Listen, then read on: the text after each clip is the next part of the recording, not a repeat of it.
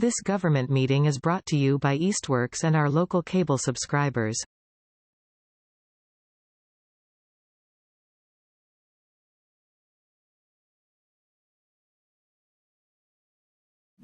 I'm going to call to order the meeting of the Southampton Select Board for January 30th, 2024. If we could please stand and say the Pledge of Allegiance. I pledge allegiance to the flag of the United States of America and to the republic for which it stands, one nation, under God, indivisible, with liberty and justice for all. Okay. Thanks, everybody. We have a quorum tonight. Joy, I don't believe, is joining us tonight. So we have the four of us here. And first on the agenda, do we have any open time for the public? Yes, ma'am. I'll be real quick. It's okay. You don't have to be real quick. First, I just wanted to say, I have to say congratulations to a resident. He became a citizen, a U.S. citizen from Poland. He came over when he was 12. He became a citizen in December, and he will be voting for his first time at 73 years old. So I just wanted to congratulate him. So his daughter called. So just wanted to congratulate him on that. Very good. I wanted to just mention election calendar. There was a little bit of a typo. Our office wanted to apologize for that. If anybody has any questions, just give us a call. And we're getting a lot of mail-in applications for vote by mail.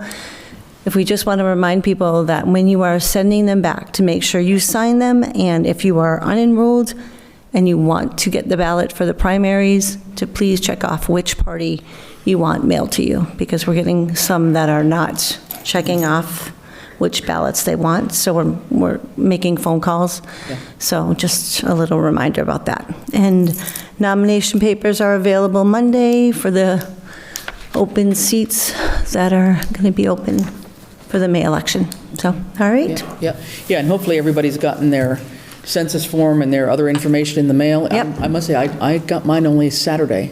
Yeah. So it took about a week. We definitely went to Hartford and back. Yeah, which So. the first set didn't. Yeah. And I had thought that these would not, but for some reason they did. Yeah.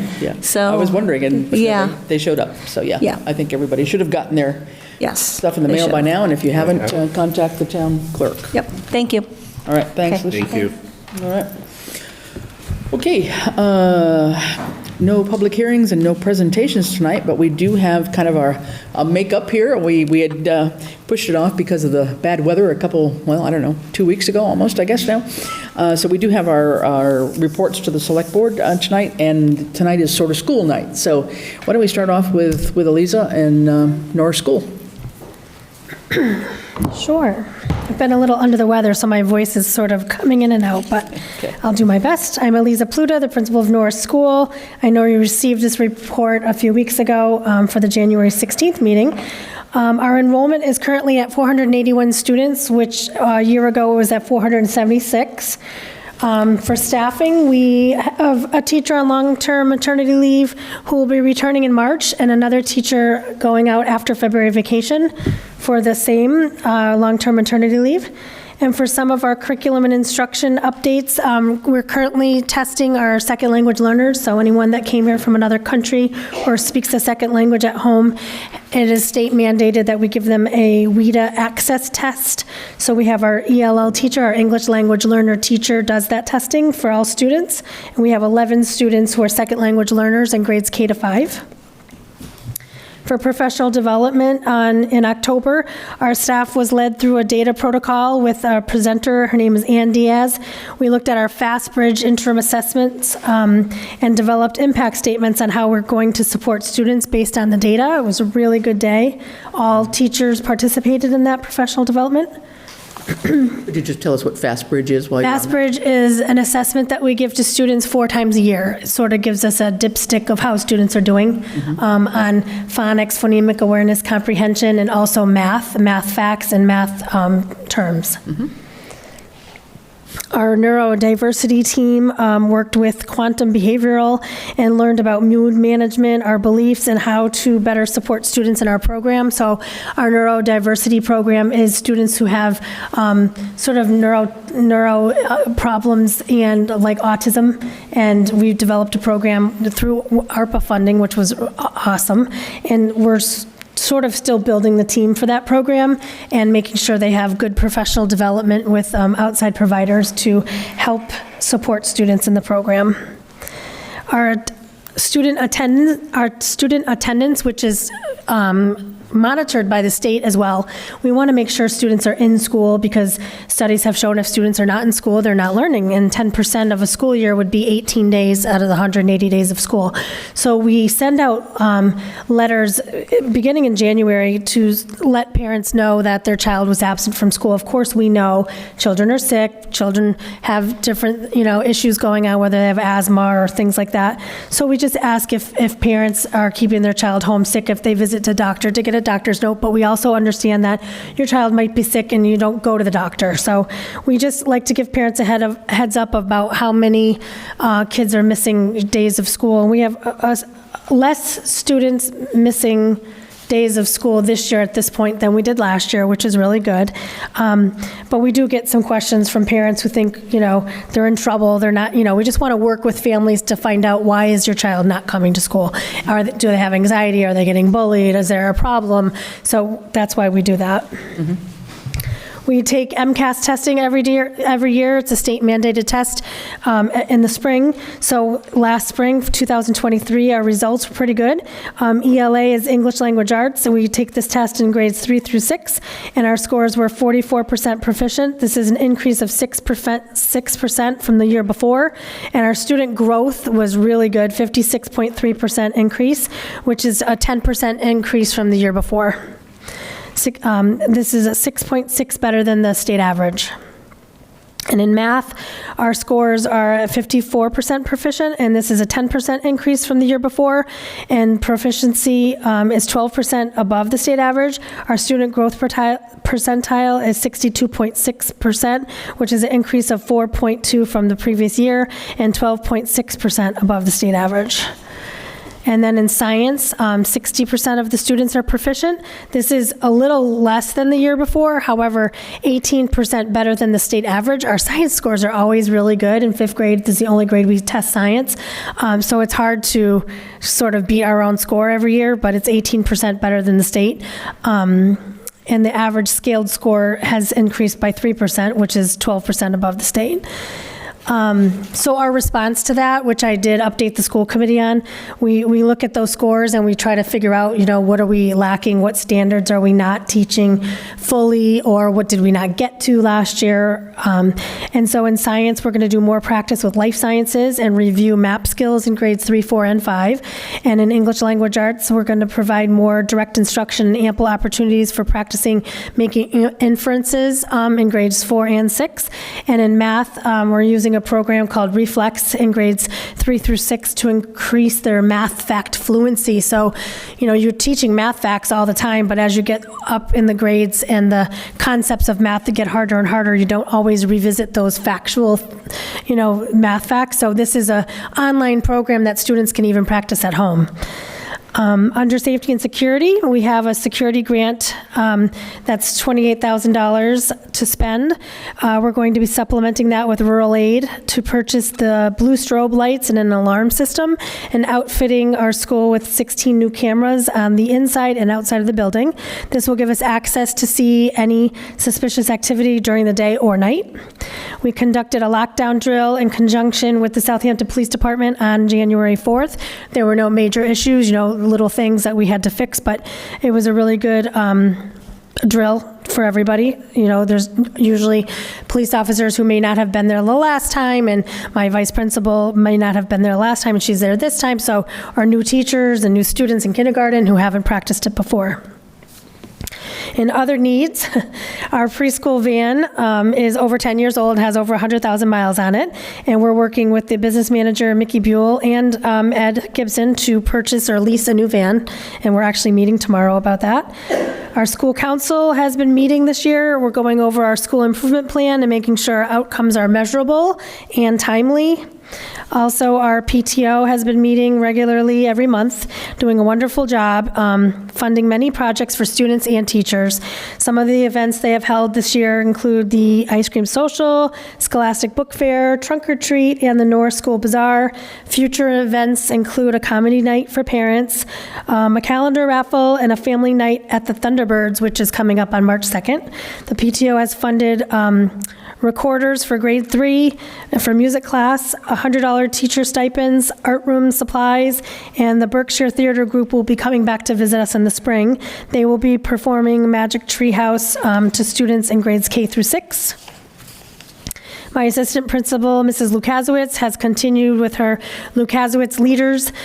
She implemented this last year. It's a special program for grade 6 students to encourage them to complete homework and maintain good behavior. She has a monthly reward called Lukasiewicz's Leaders, and there was a great colored photo, but I'm sure it got copied in black and white because we're all trying to save money. Well, Town Hall actually doesn't have a colored. Okay. The kids love it.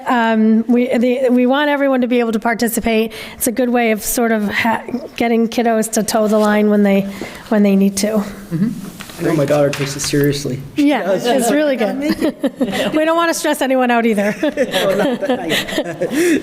good. Any questions while Lisa's up in front of us here? I have just one. Well, the only thing I would add is that the enhancement on the security side will also, the intent is also to allow the dispatch, upon receiving a call for help at the school, to access the live camera feeds to help the responding officers, whether it's the outside cameras, depending on what type of call it is, so that they can potentially assess situations prior to arrival. And that will still happen with our dispatch in Easthampton? Yeah, because it's Rather than a here, okay. computer login. Okay. Yeah. Okay, that's good to know. I was going to ask about that. Well, we'll see what happens in the specs. Yeah, right, no, The I intent is understand. there. Well, and after the incident you had this year, so that sounds like a good plan to put in place. Absolutely. Yeah, Dan? The question I always like to ask is there any other support or anything else we can do to help? Anything else you see as a need? Help me with my budget. Okay. I did submit a capital improvement plan to the capital committee. I know that they probably haven't gotten to that yet, but I didn't want to talk about it tonight. I don't know why. I just had 5 things. We're still talking about adding a 6th, I believe. Okay. We don't talk about that now? Yeah. But yeah, thank you. We did think that I was going to have to increase my ELL teacher, but a couple of students were able to go back to, they don't need services any longer, they can just be monitored. So the state mandates us to give a certain amount of hours to every student that comes into the district who's a second language learner. And if you're a newcomer, say right from another country, it's like 2.5 hours a day. So even though it says 11 students, you can imagine that if a student's in kindergarten or 5th grade, you can't have the 2 students learning at the same time for 2.5 hours a day. So it gets tricky. But because some students have sort of leveled out and learned English so well over the last couple of years, that they've moved on and our numbers are staying pretty good. Thank you for asking. Yeah. That's good. I have just a couple of quick ones. Not knowing too much about MCAS, other than hearing about it, and you say that everything looks like it's above the state average, which is good, but I guess when I look at 44% proficient, Right. it doesn't sound that great to I know. me. So tell I know. me what's kind of, what are you striving for, I guess, in terms of? Oh, definitely striving for more than 50%. I mean, the 44% isn't the greatest number, right? And so we do compare ourselves to other school districts around us and the state, but mostly to ourselves to make sure that we're moving in the right direction. And I see that we are, so that's good. Looking at our special ed population, our ELL second language learners who also have to take the same test, which can be tricky. Okay. We're looking at the standards that we've taught, what is on the MCAS test every year that we know that students need to know. Does our curriculum that we've picked follow the standards in Massachusetts that we need to teach? Are we missing anything? And if our curriculum is missing something, how are we supplementing that to make sure that students are getting what they need? Yeah, okay, good. And anybody else? I've got just one last one. Just a note on the ARPA money, since that seems to be my bailiwick here in terms of tracking some of this stuff. So we had put out funds there was a little bit for professional development, but then it was mostly for behavioral analyst, a special ed teacher, and a special ed paraprofessional. And I would just encourage you, I think we have, in this last quarter, we didn't receive any reports, and I think we're missing one or two from the July to September period. Yep. So I just would encourage you to get those up to date, because we're trying to keep track. I know the town accountant, when, money comes in to pay salaries for them, for example, he's tracking that too. But as we look at progress reports and what's happening, and we want to be able, if there's money that is not going to go, is not totally needed, is not used for whatever reason, Right. we need to be able to pull that back so we can reobligate it to other needs that may come up. So just want to encourage you to try and, even if you can't even soon, to make up those reports and get those Yep. into. I was looking to see if the business manager was here, sorry. I know, I've been trying to work with him to get him to look at how we've drawn down those grants to be able to report back out to you. And I have reached out to Deanna, we're working on getting that to you. Good, because I think that, I think one of the big arguments y'all made when it came before us, right, was the level of future sustainability Yes. and trying to build that program so that, we were kind of the stopgap, if I remember, in terms of the ARPA money, but the idea would be to be able to continue these programs and not just not put a Band-Aid on it and then have to give them up in 2 years, right? Don't want to have to give that up, So I absolutely. think we'd like to hear more about that, Right. and would appreciate that, even before even the next quarter's report. So if you could kind of backtrack and do anything like that on the ARPA report, that would be great. I would just add into that, for, I guess, clarity's sakes, it's really the Director of Special Education's responsibility to send us those reports, and she's outside of Lisa's reporting structure in central office, but you do need to know with the business manager where the money's being spent. So those two people need to, collaborate on that part, And then- exactly. And I know I spoke briefly, well, the superintendent's about to get up, but I spoke briefly with her before, and she was going to express our desire for an update. No, that's good. I mean, I think we were convinced of the need of it, and Absolutely, we yeah. supported it, and I think we just want to know more than, well, the teacher was there and taught and got paid. It's like, well, Right, what right. difference is it making? I totally understand. Is Yeah. it really Yeah. going to get you somewhere? No, So it makes sense, yep, thank you. that would be good. All right, if nothing else? Okay, all right, thanks. Thank you. Appreciate it. Thank you. And be sure to take, Ed in a ride on the van tomorrow and. Anyway. The old one. Yeah. All right, yeah. And I know we have a written report from Lauren, so is somebody going to cover that, or? We have a written report from Lauren, who is not here tonight, our HRHS principal, right? Yep. I don't know if there's something in there that, We just take one. yeah.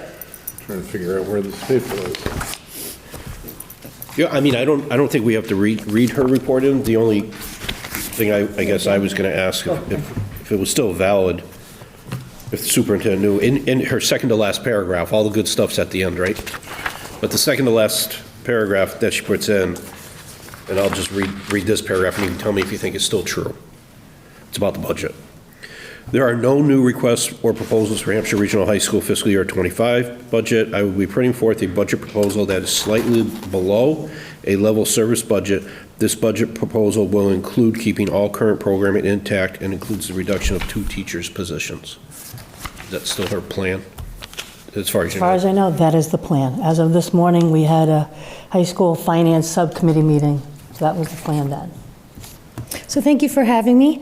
I'm Deanna Bonham. I'm the superintendent of schools, and I'm not going to bore you with this giant thick packet, but I wanted to highlight a few things, kind of give you a view of the district from a 5,000-foot perspective going down. So my goal for the school year was really to focus on the big question being, how do we increase the functionality and collaboration within our district to ensure efficiency, stability, and high performance? So everything that we were going to do this year kind of centered on that. We've kind of since have had a change of plans, but I will discuss that later. So I know that Elisa talked about enrollment at Norris. And if you look on page 2, you can see our enrollment trends. And at Norris, we are down a little bit. it was -4.7%. It is important to note that looking across the district, this is something that you want to monitor, because over the last 5 years, you can see how the enrollments have decreased by about 13%. That might not be an entirely accurate number because of COVID kind of impacted things. You don't have the 20 and 21 enrollment numbers, those were COVID's, but after that, we did have an impact, the impact of homeschooling did change those numbers a little bit. So on the state side, chronic absenteeism is a huge concern for the commissioner. It is not a huge concern for our district overall. I monitor student attendance, and we are, you like to be between 93 and 95%, and that's where we're at. Even during flu and cold season, we've held up remarkably well.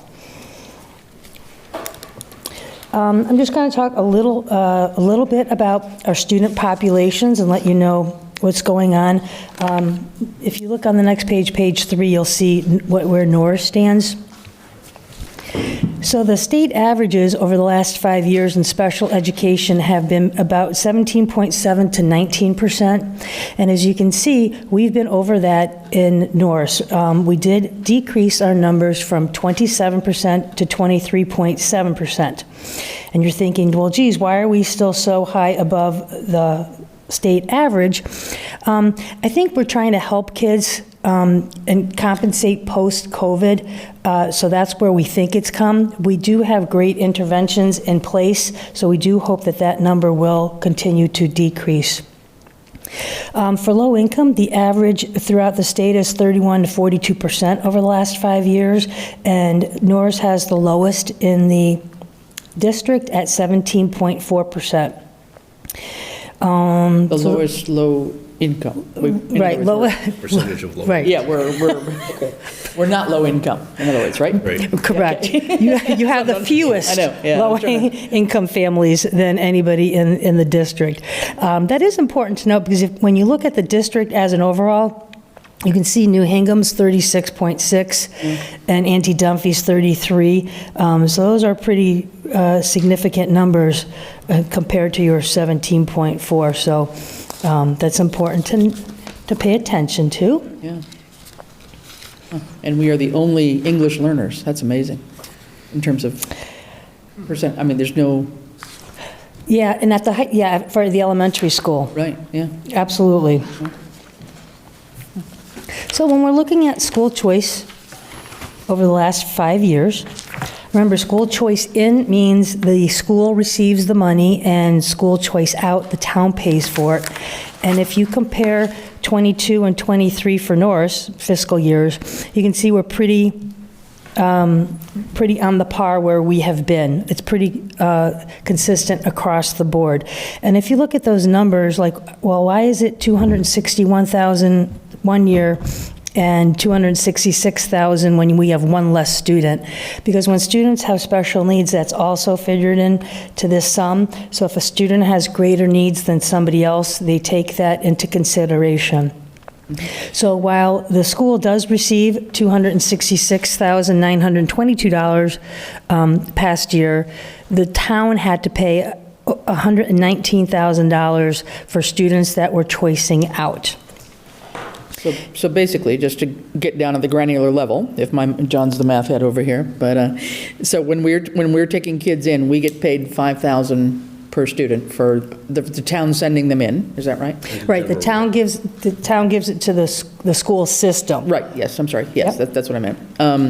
So that's still at $5,000 for somebody choicing in, but then when we have to send somebody out from Southampton that we cannot service at Norris because of whatever their needs or their programs are that we may not offer that they require, we're paying closer to $10,000, $12,000 per student? I think you're confusing school choice and out-of-district placement. Sorry? These Okay. numbers don't include out-of-district placement, do they? No, they don't. But when you look at, Chris, I know what you're looking at. If 45 kids on the top and there's only 11 on the bottom, Right. I don't know who these students are, but they must have special needs of some sort. Wouldn't be out of district necessarily, but if somebody has to have a one-to-one aid or special transportation, I see. I don't, Then you can charge above the 5,000. Got it. Yes. Okay. But I mean, in other words, though, I mean, we still only benefit, if you will, of 5,000 for anybody coming in, but it really costs us, I think we've had, Unless they're coming in with an IEP okay, from, say they're coming from Holyoke to Southampton. Yeah. And they're allowed in, then Holyoke would pay that different portion because I see. they have the IEP, okay, right? okay. right. And then when we look at school choice numbers, which school committees will be voting on in the next couple months, those are things that you take into consideration. That, geez, how many special ed teachers do we already have? Are they at capacity? Can we afford more? Because when you school choice in, you don't know if they're special ed or not, or what needs they have. Got it. Thank you. For homeschool students, at Southampton, we're at 21 this year. 11 are elementary school students, and 10 of them are at the high school. Just thought I'd share that. And at the vocational level, this one kind of hurts a little bit. Southampton's paying over $1 million for vocational students, and that might be something the district wants to look at long-term. We do send our students to Smith Voc, which is a full-day program. There are other programs out there. Some schools utilize C-Tech, where it's a half-a-day program. I know at the high school, we do have a rotating kind of waterfall schedule, which kind of complicates the scheduling matters. But you might want to think about starting some vocational programs at the high school. Something like criminal justice, which is somewhat easier to implement than other programs, that might be able to reduce that cost for you. Okay, Elise already talked about MCAS, and I do want to say that, Chris, when you made a comment about, well, 44% proficient or exceeding doesn't sound that great, the state average is 42. So that sounds, you know, we're only a little bit above state average, but for math in grades 3 through 8, we are 12% over the state average. So that's nice to know. I'd like to see those numbers higher across the districts, but that will be a long-term goal. Okay, I'm not going to review all of these objectives. They're the big overarching objective. Could I just ask you on the math, given the years and all that, and I should have asked Elisa this, but do you think some of that, could you correlate some of those increases to the fact that we did the investment in the bridges program? Yes, absolutely. Right, so that was, just as a refresher, that was a one-time $40,000 spend to get this bridges program that we rolled out at Norris, and now we're like, in the fourth year of it, so we should be seeing the full. Yeah, and we had written a grant last year to receive professional development that was pretty intense for the teachers, and it's really amazing. I would love for you guys to see a Bridges presentation, because the way students learn math now is so different back in the old day than when we learned it. So it's pretty interesting. So looking over the big overarching goals, if you skip right to the very last page, it's kind of an executive summary. And these were the big areas that we were hoping to target this year to increase the functionality and collaboration within our district. We were looking at centralized leadership, increasing district collaboration. Like currently, all the principals are reviewing the wellness policy. We do have a common elementary handbook, and our bullying prevention plans are the same across all the schools. We're trying to establish clear business processes in human resources and payroll and accounting, and that's really where most of our focus has been this year, but I will talk about that in a moment. Program evaluation. We are conducting a pre-K audit. We're finding students that have needs, and that all of our programs really are vastly different from each other. So we would like to know, curriculum-wise, what each school is doing, everything from scheduling to cost to staffing needs to social emotional learning. It all is very different. So we would like to see what we could implement across all the schools for consistency. We are looking at math gaps from grades 1 through 8. And Nicole Haru, our special ed director, will be looking at exploring special programming at specific classrooms, such as the neurodiversity program here at the elementary school. When those students become middle schoolers, we'll need to meet those needs there. So eventually they will have to have programs to support those students as well. We are trying to improve communication with caregivers and have more events at school for them, and I think we'll see an increase in that in the spring. And the last one is really teaching and learning. We'd like to be consistent with teachers, so when new teachers come, between the new teacher orientation and the new teacher mentoring program, which we're going to strengthen this spring, we just want to offer as much support as we can to our new teachers and get everybody having the same expectations across the board. Let's see. Currently now, as an admin team, we have been talking about teaching and learning, and we're looking at what look-fors do we want to look for in the classroom so we can identify instructional trends that we see across all the schools. And we just started to talk about different data protocols, so we are all on the same page, kind of utilizing the same data protocol. I think we all do a great job of looking at the data, but then what do you do? What's the next step after that? So those are the overarching goals. Like I said, most of our time has really been spent on HR, central office business issues. In the last several months, our assistant business administrator, benefits and payroll person, and accounts payable person are no longer working for the district. So those 3 vacancies leave a huge hole. And remember, last year we didn't have a business administrator. We had somebody there maybe about 6 weeks right around budget season, but we really didn't have anybody. So we are trying to catch up from last year. So Mickey has contracted with a company called Mass Munifin, and to really get us where we need to be. So they're closing out FY23 books. And they're really helping us develop a structure going forward. We're having a 5-district meeting Thursday night to discuss this a little bit more in length.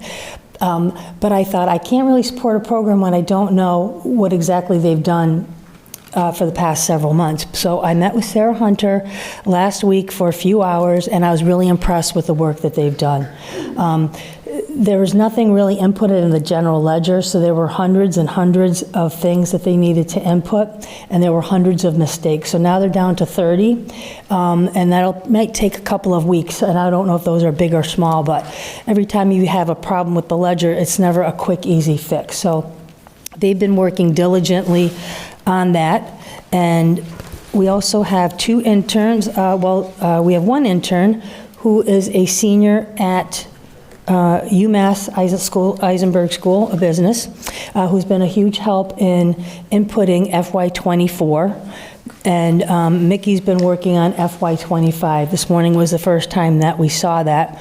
But other things that the Mass Munifin, they gave me a 3-page progress report, and like I said, I was really impressed.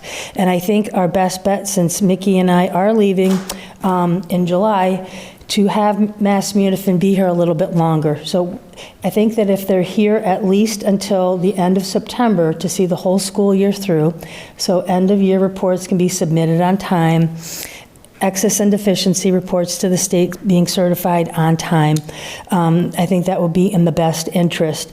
And I think he's going to propose having them longer, but my concern was fiscally. Well, we can't spend hundreds of thousands of dollars. What's going to be the give and take? So he's kind of come up with an idea. If you combine the business administrator, assistant business administrator, and you kind of reduce some of the salaries, like we have a part-time payroll person, Rachel Sanadella, who 3 times a week does payroll. We think that that's enough coverage for payroll. And right now, we have a lot of issues with benefits. So across the board, because our benefits and payroll person left in the beginning of the school year, we had to act quickly. So we did contract with Harper's Payroll to kind of change our system. And although it's slow going right now, in the long run, it's really going to be beneficial that teachers and staff will be able to access their data easily, see where they're at. So although it's painful now, doing all that work, it will really be beneficial. So we have updated teacher sick leave where they were starting in September, and Rachel is trying to figure out year-to-date sick leave totals, which you think, well, why is this taking so long? Because it's not just simply inputting data. They have to upload it, and the company works their magical formula to figure all that out. So she's been doing a great job inputting that. Were you able to convert to Harper's at the beginning of the school year, or We've just done Harper's here as well, but we waited until January to do the conversion. Yeah, we started, unfortunately, I think in like September we started. If we were to plan it out better, we would have done it over the summer so we can get used to it.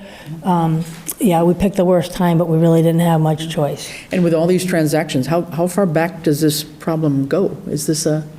So FY23 had to all be inputted, but some issues and long-standing practices from several years have left errors, miscalculations, and it's not done negligently or spitefully. It's the way people have been trained.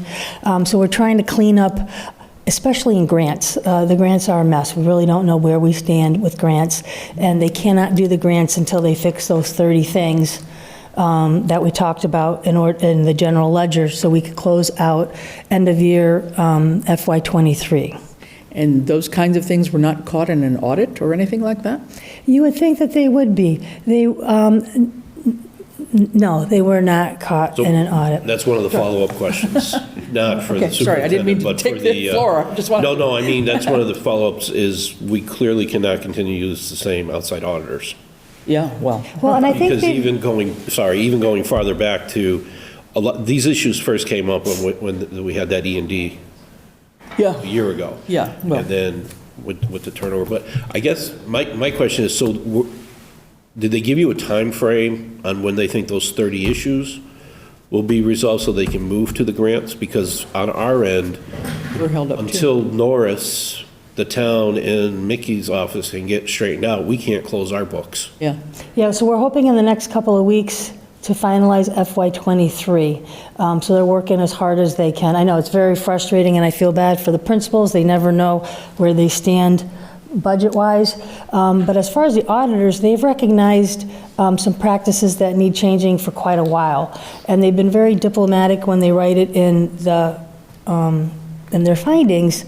And I think it's just a lot of work. You've got a business office that's trying to do 5 districts plus Worthington, so that's an awful lot. So I think they were kind of picking and choosing what they were focusing on, but that was my concern as well. yeah. Ed?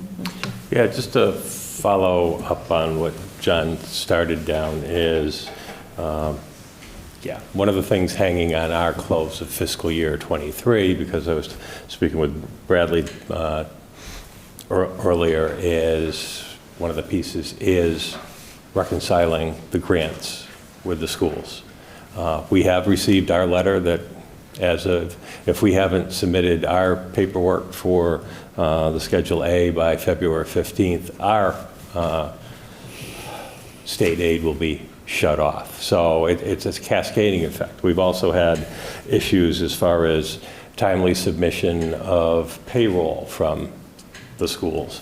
And I know we basically pay Hampshire Regional Assessment Fee, but also through the school, our local school budget is we're paying indirectly for those central office services. So, our back is against the wall. So I'm wondering if we should actually consider holding our third quarter assessment payment to Hampshire Regional.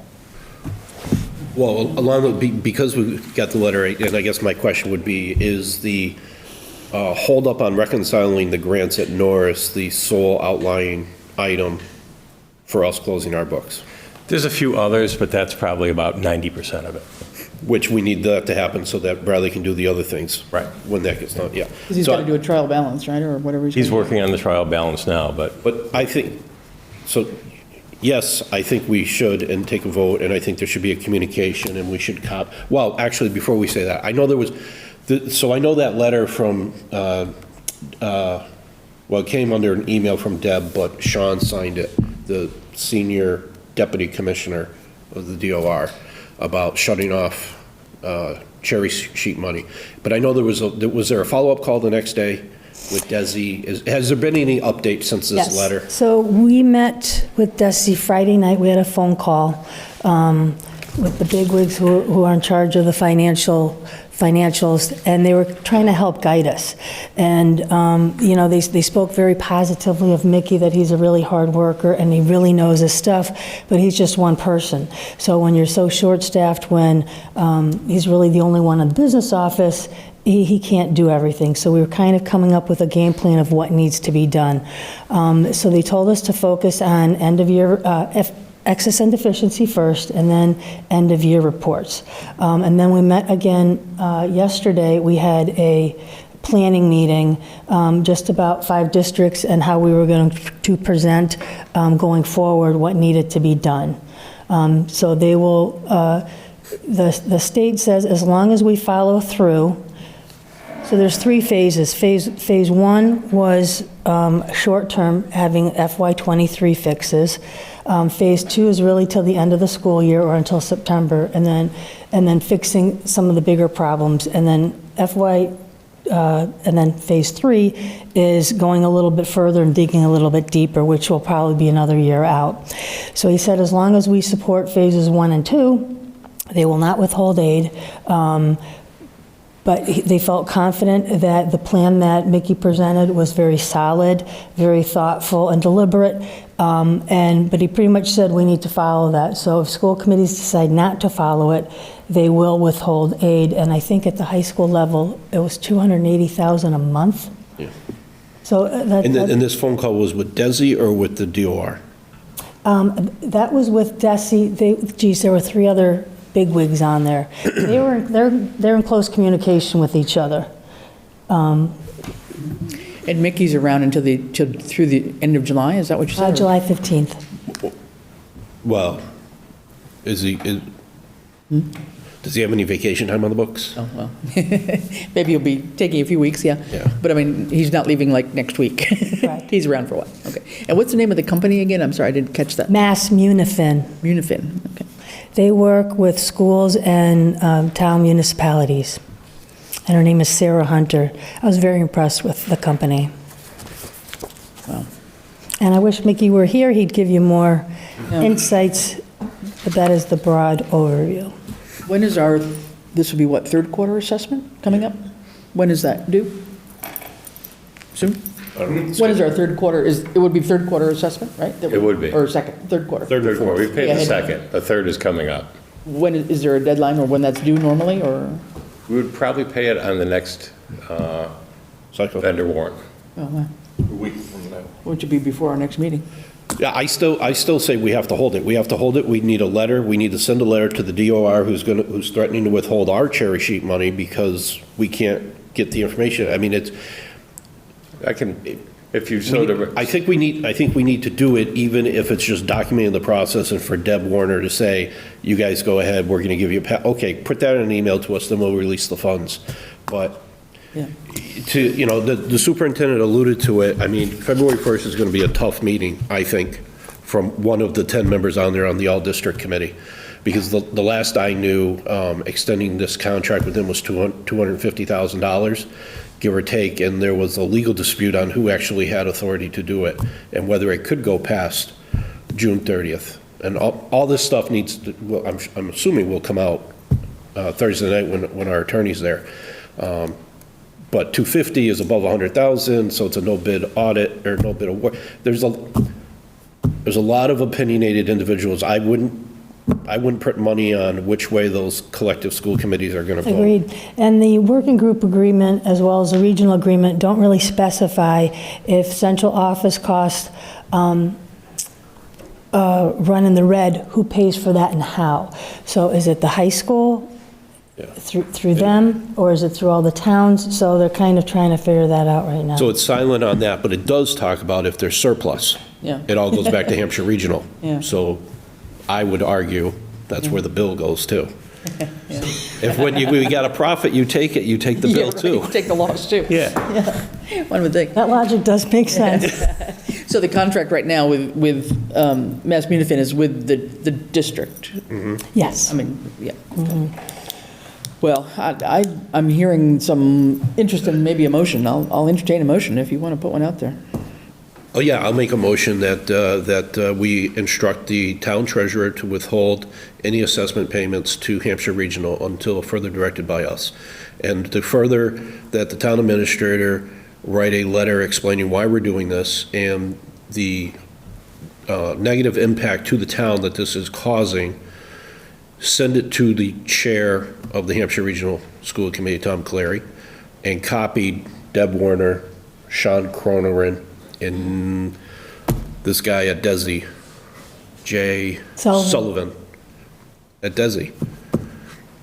And I've got to believe that Chesterfield and Goshen are doing the same thing. I mean, that their cherry sheet money's being intercepted and stopped because they can't close their books.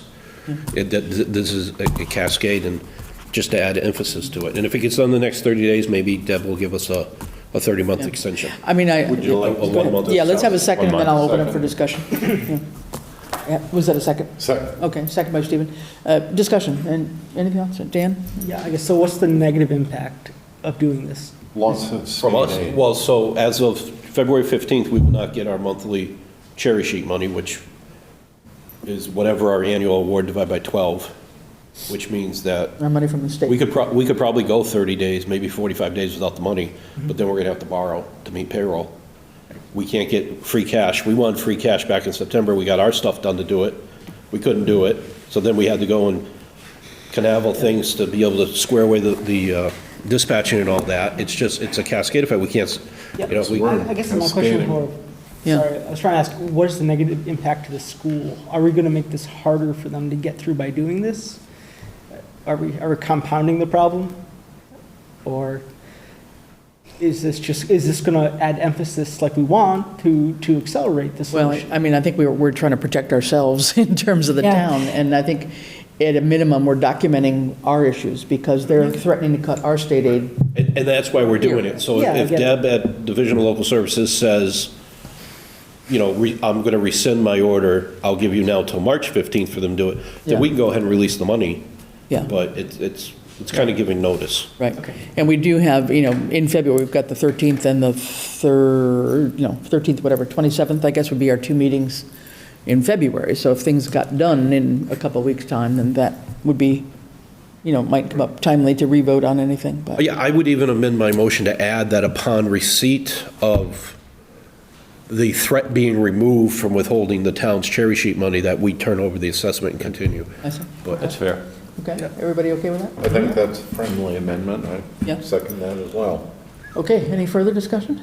Yeah, it's unfortunate that, our arm is being twisted on this. It's the loss of all of our state aid. That's what's at risk. So it would be fiscally irresponsible if we didn't Absolutely. feed it back. Right. Okay, all those in favor? Aye. Aye. All right, motion passes. Yeah, and I'm sorry that we put you in that position. No, I have one other question. So I don't know if you're aware of it, but over the past 3 or 4 days, we have been bombarded with emails. Yeah. And I know that the teacher's contract at Hampshire Regional is still in active negotiations, correct? Correct, we're in mediation, yep. Oh, you're in mediation now? Yeah, they've been in mediation Okay. since All right. before the summer. And just is there a sense of closure or vote on this, or just can't say? I think it'll be a while. Okay. So that's fair enough. The only other thing that I would say is speaking for myself only here, I regret that we got to the stage where we did, where you opted not to renew your contract. I thought that you did a lot of good for this district, whether or not my contemporaries on the school committees agreed with me or not. It's all good. I'll miss you. Thank you, you too. Thank you, Thank you, guys. and thank you for this comprehensive report as well. Much appreciated. All right, I think we're done with the school committee. I think we'll go in order here. I know we've got a couple people here for new business, but I'd like to get through the town administrator's report and select board reports first. So let's go, Ed, on town administrator report, and thanks, Lee. Sure. Richard Fazoli, interim fire chief, has signed the EMPG grant, and we have received the contract back from the state with their signature and the authorization to proceed with that. So we're able to order the equipment to be, which will allow us to put out any EV battery fires in the future once that is received. Judy Zadonis has sent out the request and templates for the town 2023 annual town reports to departments and committees and boards, and some have actually been returned to her already.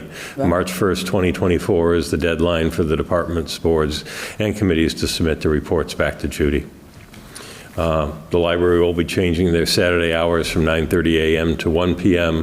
To the new hours of 9 a.m. to 12:30 p.m., just reminding everyone of that. The town clerk's office has mailed out the census forms to our town residents, so they should be receiving them. Vadar has the contract from the town for the conversion of our financial software system, and I am expecting from my conversations with them that they will be signing it and mailing it back to us on this Wednesday. Vadar has already been working with Jen Day for the conversion of the billing of our motor vehicle excise tax, which will be which the first commitment is being readied to be processed and mailed.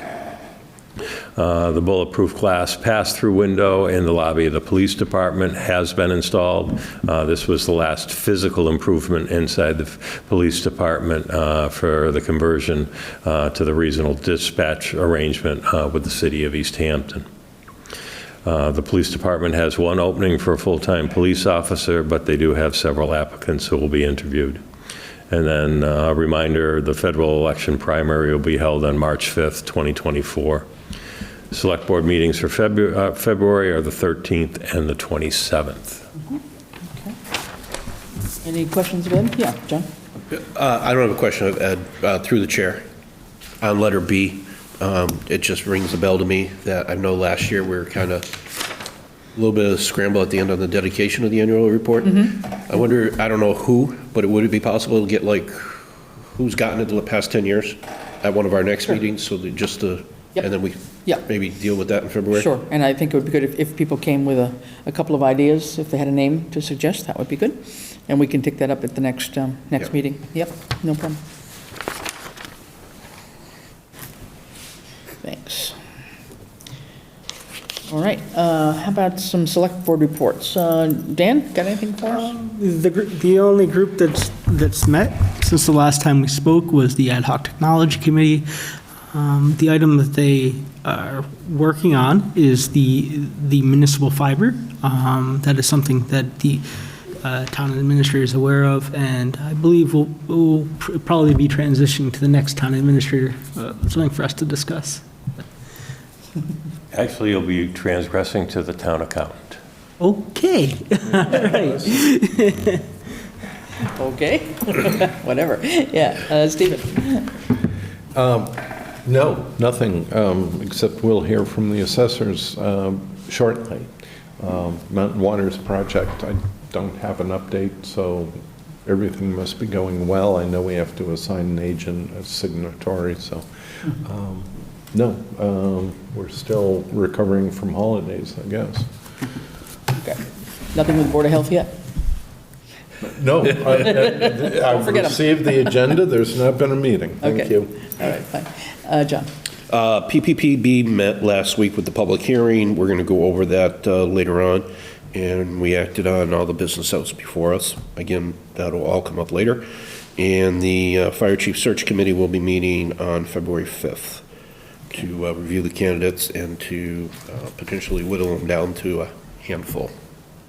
And you said you had how many, John, do you remember? Or thereabouts, I mean, it's more than 10, right, or somewhere around 10? Somewhere around 10. Good. Good enough. All right, good. All right, no questions, okay. On my end, a few meetings here and there. Let's see, we've had, master plan meeting is coming up on February 1st at 7 o'clock, and we're going to be focusing on 2 or 3 chapters there, especially chapters that relate to planning boards, so we're looking forward to that, having our planning board rep, Paul Fergal, attend and give us some updates on things. COA board meeting is coming up on February 7th at 4 o'clock. Public Safety Building Committee, February 12th at 4 o'clock. And I need to schedule a cost efficiencies meeting, and there will be a Senior Center Building Committee on Thursday. Thank you. Knew I forgot one, didn't mean to. Basically, otherwise, on grants, we've had 2 things that are in the works. I think you're aware that we had engaged former Chief Russ Anderson to work on an Assistance to Firefighters grant, and he's done, so it actually just opened, but he had done some early drafting of some answers to questions, and so the grant committee has met with him and taken a look at that first draft. There's actually 2 parts of the grant application. So one of them will be asking for 100% replacement of our SCBA, which is the self-contained breathing apparatus that the firefighters use. And I think it's going to be for like 22 units, basically. They're very old and need to be replaced. So that alone is around $222,000 request. The second one, which is a big chunk, huge chunk, is putting in for a tanker truck. And that costing right now is about $624,000 that we would be asking from this program. This is a federal program, highly competitive. The grant is due in, the application is due in the beginning of March, 1st of March, I believe it is. The tanker, if we're awarded that, that's a 90% pay by them. Right, there's a payout. What, is it the same percentage on the SCBA? It's like a 20% or something payment maybe at the most for us. Yeah, our share is pretty minimal compared to most grants, right? A lot of them are more 50-50 or 60-40. These are like 10 and 20%, yeah, so it's a smaller amount. Will our 2 requests compete against each other for? No, they're part of the same application. There's just 2 parts of the application, so they're fine, but we will be competing more nationally, I guess. So Russ is really taking the lead on that. We're filling in the blanks where we can, and I know he's been working with Chief Fasoli on stats and figures on various things he needs. Mass Trails grant application. Russ is the consultant that detailed all of the assets and weaknesses so far. He's the one that did the fire department assessment report, yes. So he can provide lots of detail for the grant proposal. Well, yeah, and he's done these kind of grant proposals before, so. Indeed, that's why we hired him. Yeah. Yep. And then Mass Trails grant is due on, what's today? It's due on the 1st, so Thursday, I guess that is. That's almost done. I've been working with the Greenway Committee on this, and so this is like the last tranche, hopefully, for the design and engineering and permitting phase of the Greenway. And this one is a much smaller request. It's be about $132,000 that we're going to be requesting from Mass Trails this time around. And I'm just waiting on a couple of reports from Ty and Bond to attach as supporting documents. We've received a support letter from Senator Vilas's office and Rep. Pease that will be attached to it as well. So that one will be done tomorrow and in before the deadline. And that's all we are for grants right now. Madam Chair, Mass Trails, are they the same funder that supported the bridge over the Manhan River for the Manhan Meadows? And are we all lined up to build that out and complete? Not that I know of. No, that's something that Concom, I think, has been struggling with in terms of finding both vendor and time frame, if I'm not mistaken. The next piece of the puzzle, from my understanding, was they were looking to actually get the specifications for the bridge. Yeah. So I don't think they had the technical specs on the bridge itself. And then I do believe because of our endangered species, there's a certain time of the year that people can actually be in there and do any work, which I think is not until fall, if I remember right. That's my memory also, and I can't remember if it was the mussels or the turtles. Yeah, exactly. I think it's the turtles. But I think the issue partly, though, is I think that we have to be careful. That's not one that I have been monitoring. It was Concom that really took the lead on that whole thing. But on any of these, most of these have just been a year-long grant, and I think they might have already gotten an extension on that one. And so they may be running up against a wall in terms of time frame and whether they need to go back and request an Is this a extension. self-imposed hard, and then if I'm down in the weeds, I'll take it elsewhere. Yep. Is it a self-imposed hardship because we've sole sourced the bridge contract? And I don't mean sole sourced, because the peculiarities of the contractor that we're working with that's not as responsive as we'd like.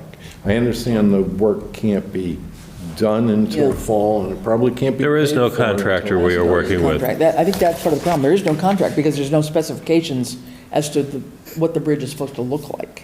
What materials, I think, and all that kind of stuff, I think. I mean. Well, okay, So, I don't know. I I don't mean- understand how the Chapter 91 license was granted without that level of engineering. So obviously, I I'm think that not was- up to. Well, I thought that was a separate thing, but okay, I don't know. I haven't been to a Concom meeting, so I can't tell you that. Well, that's right, that's my report next Yeah, that's time. what I would ask next, if you All right. at your next meeting, you Yeah. can ask them to have that on the Yeah, agenda. find out, So you yeah. can feel us. But I mean, I think, and I'm sure they're aware of it, but I mean, I think they just have to be careful that they're not running up against a deadline. A lot of these expire in June. And sometimes the state will be flexible and let you bill out the completion if you know what it's going to cost, even Right. if you haven't actually done the work. Yeah. That's kind of a new wrinkle in state Right. grant making. But sometimes if you've already had an extension and Yeah, they had an that's- extension because they were waiting for this Rivers license, whatever, which took forever, so maybe they'll have a little bit of a leeway there with If Mass there's a way Trails. to but- unpick it, we should. Yep, okay, so with that, let's keep on moving. First up on new business, Mountain Waters Project Contract Manager and Signatory. Ed? Certainly.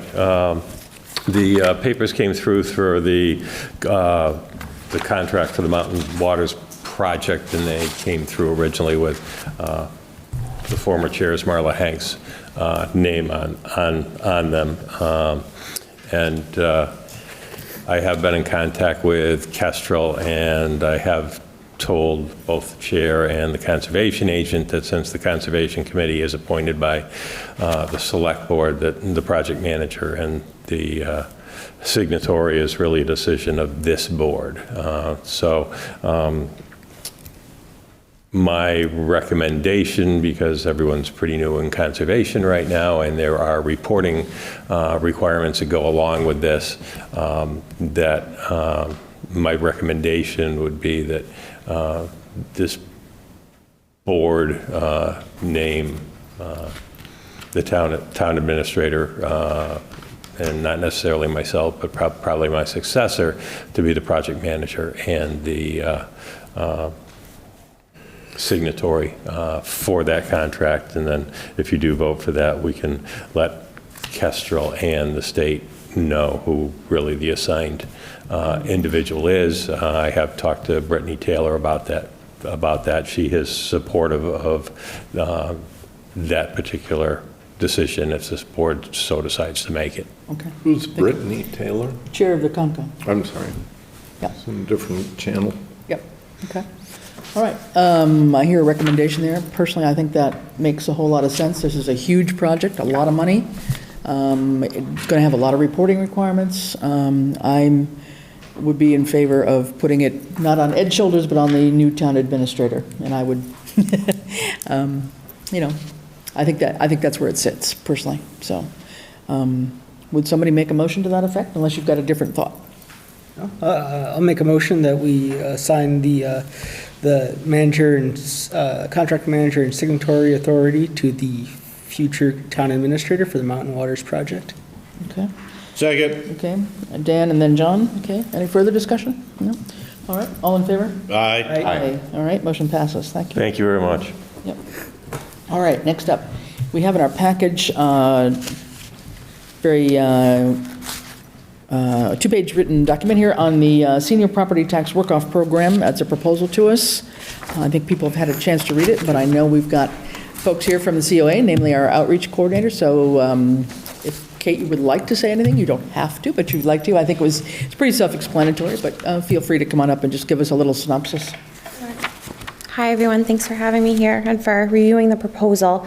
Just say, sorry, your name and... So my name is Kate DeSanto. I'm their outreach worker at the Council on Aging. Thanks. So the Senior Property Tax Work-Off Program has been one that has been utilized within our town. It is a program that each municipality can opt into in the state of Massachusetts. There are 2 programs that are available, one specifically for seniors and one for veterans. The town has opted to do a specific seniors program. We currently have 10 allotted spots for seniors that apply.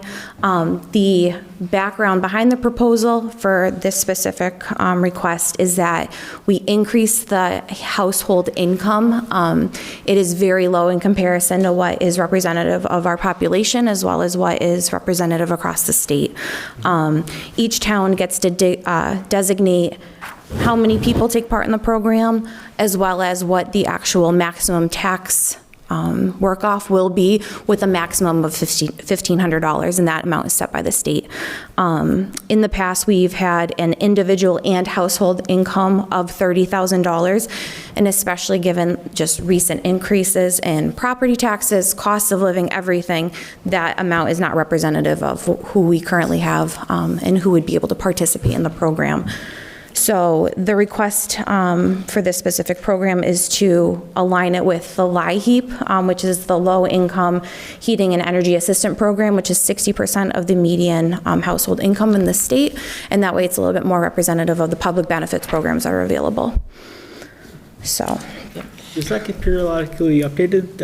That does get updated typically on an annual basis, similar to how like Medicare and Social Security get updated with public benefits in March. This is looked at an annual basis, and it has been increasing. So if we just tied it to that, then the increases based on inflation would be... Correct, yeah. It would stay at that 60%, so it might not... It takes effect now through the year, through the calendar year. Yes, for this calendar year. So it could be that we just decide to keep it at 60%, and that way you don't have to review it every single year and vote if there is a minor increase or whatever your recommendations are. And just to say the proposal, just so that anybody listening can hear it, what you're proposing is based on a comparable, you've given us some comparative figures of income for maximum income limits for singles as well as married couple, 2 individuals, and we are way below just about everybody, and you're pushing it from $30,000 in each category, single or married, to about the equivalent of Hadley, which is $45,392. Yes. For a single maximum income limit, and then $59,359 for a maximum income limit for 2 individuals, married couple. Yes, and they also follow the LIHEAP, 60% median income. And it's still, though, the maximum that we can allow is the $1,500 per person. Correct. Okay. Yep. John? So 1,500 per person, is it 1,500 per household? So only one member of the household could get it? Technically, it could be per person. We've done it per household in the past. So it could be that 2 individuals can work towards that $1,500. I think there's a lot of additional information that we need to flesh out to say it's $1,500 max per household.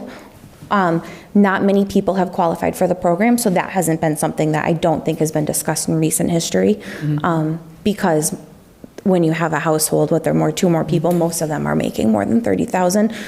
So a lot of people have been exempt from this program because of their income. Right, but I mean, this program, it's the low income, but it's also a tool that can be utilized by retirees. Yes. Right, because that's the hope. 30,000 is usually in excess of the Social Security amount. But regardless of that, you mentioned or you referenced a maximum of 10. Why is that?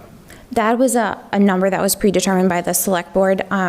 I'm assuming in years prior. It has not been reviewed in a number of years. The current policy caps it So the current policy caps it at 10. It may be that we have a number of veterans that take part in the program that are within our senior demographic or our 60-plus older adult demographic, and that way if they are taking up a majority of the slots, then maybe we can discuss having a separate veterans program, because that is allotted with the state. And then I know on the veterans, we get reimbursed for that money coming out. Is this reimbursed as well through some circuit breaker, or no?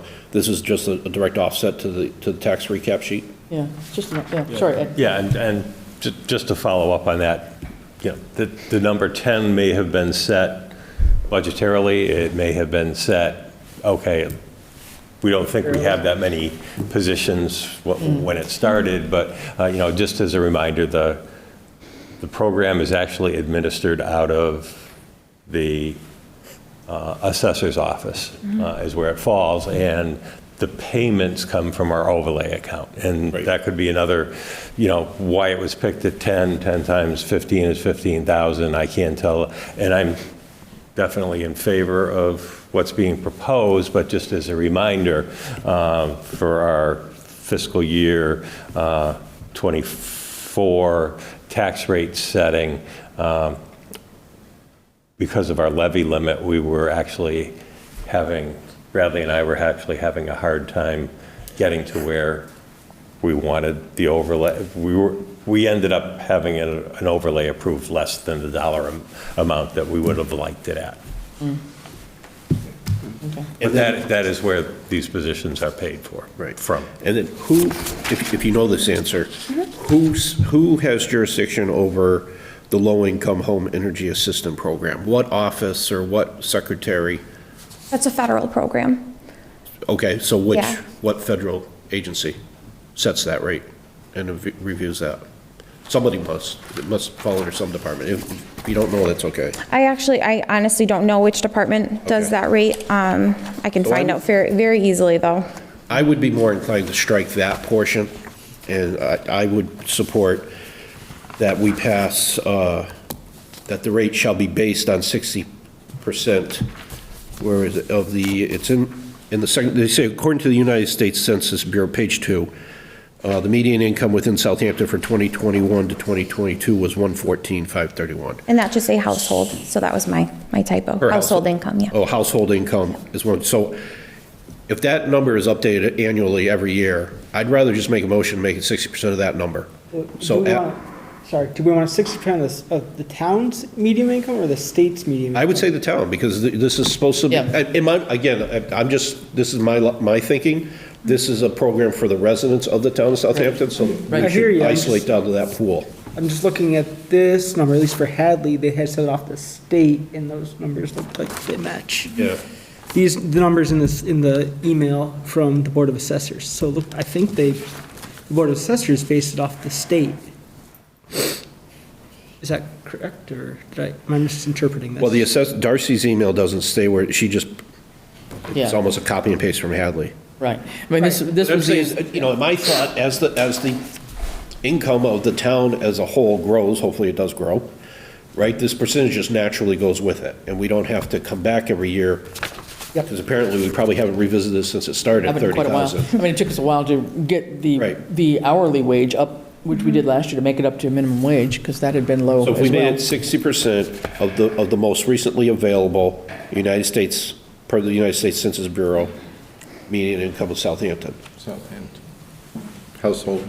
Does that exist? Yeah, it's right there in your number. It's Yeah, okay. Where is this number? Okay. On the second on the page, second page, first paragraph. the 114,531. So the LIHEAP number is from the Department of Health and Human Services.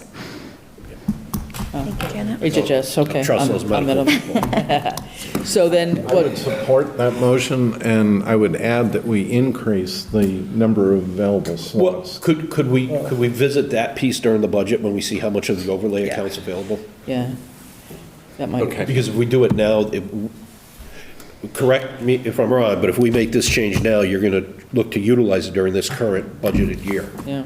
It is calendar year, so, Yeah. yeah, and it would hopefully move forward. So this will be for volunteer hours in theory, from January until November 30th. And then we hand in the paperwork to the assessor's office. We double check everything from our volunteers, hand it over, and then that will be applied to the February 1 property tax bill. So you're wanting to change this, if I'm hearing this right, we're taking 60% of the Southampton median level rather than state level. Per the United Is States your- Census Bureau, yep. Your That's thought, about which will even make it higher, I believe. right? Yes. That'll make it even higher than what you're proposing. That only allows more people to be eligible for it. Right. I'm assuming the review process of if we have 15 applicants, we're going to go, I would hope, we'd start with the people with the lowest income and work our way up. Yep. And/or, well, you got it last year, so now you have to sit out a year. There's got to be some sort of review process. Yeah, and I don't know, I mean, in terms of this is all done in conjunction with the Board of Assessors. I mean, they're the ones that recommend which people could qualify for the program. think Is they pick that 'em. correct? So They pick up. our office is typically, well, the application comes to our office with the income information. I believe in the past, there hasn't been new applicants at least since I've been with the COA. There's been discussions with the different departments in town to see who needs help, but with the assessor's office, they verify the income information with the tax documents that are provided to see whether or not they're eligible. In the past 2 years that I've been working with the numbers, we haven't hit 10. So, So 10 is a reasonable number for right now, at least, until we get. we had 5 last year, and because a few folks dropped off because they no longer qualified due to the minuscule increase in Social Security last year. Right. The only thing that might be savvier is the way the city of Springfield had done it. They have a head of household, married, filing jointly, as well as a single taxpayer. Everybody else seems to only have 2 brackets, or 2 groupings. So, something to consider. Oh, for the married couple, or the Right. head of household, and then a separate one, married, filing taxes jointly, yeah, well. But I think let's keep it simple. Okay. If we can. Fair Do you see any negative thought about going with the Southampton median income? Seems like It's a lot higher. Yeah, no, It's So good. more people more would. people could be, I mean, I guess my Qualified, follow-up, and I probably would raise this when the question came up about Yeah. increasing the availability. I honestly haven't read the guidelines that are in place here. I'm familiar with what Hoyoke had. Yeah. And Hoyoke had a rating system on a merit and restricted people from getting it year after year after year, especially if there were excess. So I think if we open it, we're going to encourage more applicants. right, And- yeah. I do know that Hoyoke also didn't have an income limit Right. on theirs, so there was a lot more folks that probably applied for it than we would receive here. All right. But it may be something, too, in your discussions with the assessors, that there may want to be some guidelines that are more clearly updated or Yes, written out or something, so that absolutely. people know what that's all about. Yeah, go Excuse ahead. me, Kate, thanks. Cindy Palmer. So it's a work-off program, so you have to find spots for these people to work off. So that's just a consideration, because I don't know that I have 100% knowledge of where people work off, but I see them at the Council on Aging, and I see them at the library, and that's good. But, I think we have to think about that part of it as well. You have to have the Yeah. spaces available. Yeah, exactly. I think that's a big jump, 60% of the median income, and that is the U.S. Census, because I looked it up for another reason. Just Okay. All right. thoughts. So I think we sort of have, yeah, Stephen. sorry. But we haven't researched the census data to figure out the number of households that would qualify. We've got the median income here for Southampton in here. I do not have the census data for our 60-plus population that may qualify for the program based off their income. That's the question, Yeah. because it can be answered just by census data, and then we can look at how's the competition among the eligible population for the 10 spots. I will say, I did look for that information. It's not something that was readily accessible from the documents that I was looking at, Yeah. but I mean, I'm You have to get a data. I'm fine with working for 10 spots right now and see how this goes this year, Yes, I because if support that, the motion if on that the allows table. you to get from 5 to the 10, then that's already showing us there's interest, and this is a more meaningful income level to really administer the program, and then we can take a look at it. But I think, yeah, this is fine. so would you put a cap on a single individual's? I know this is probably for household, it would be the 60%, but for an individual, would their household also be the 60%, or would it be lower? Well, the median household income is 114. Right. So you could possibly leave the individual at the 45 that you're proposing? Because the Well, 60% of the make 114 is going to be like The 60 median household something. to be 60%, which would be roughly, what, 65 or, 65, and a single household, 50% of that, or So a single household would be 30% of the median income. Not No. necessarily. Or just Hang on. leave them both at 60%? That means of so a individual- single family, single person in the house who's Right. making 64,000 would qualify the same as two people living in a house collectively making 64. They'd both be on equal grounds. How is the single taxpayer eligible at anything above 45,000? Because the motion is 60% of the median household income. And so 45 is not the right number, but wouldn't it be less than Well, median household? 60% of the 114 is around 68,000. So that could be your, I'm sorry, maybe the detail isn't in there.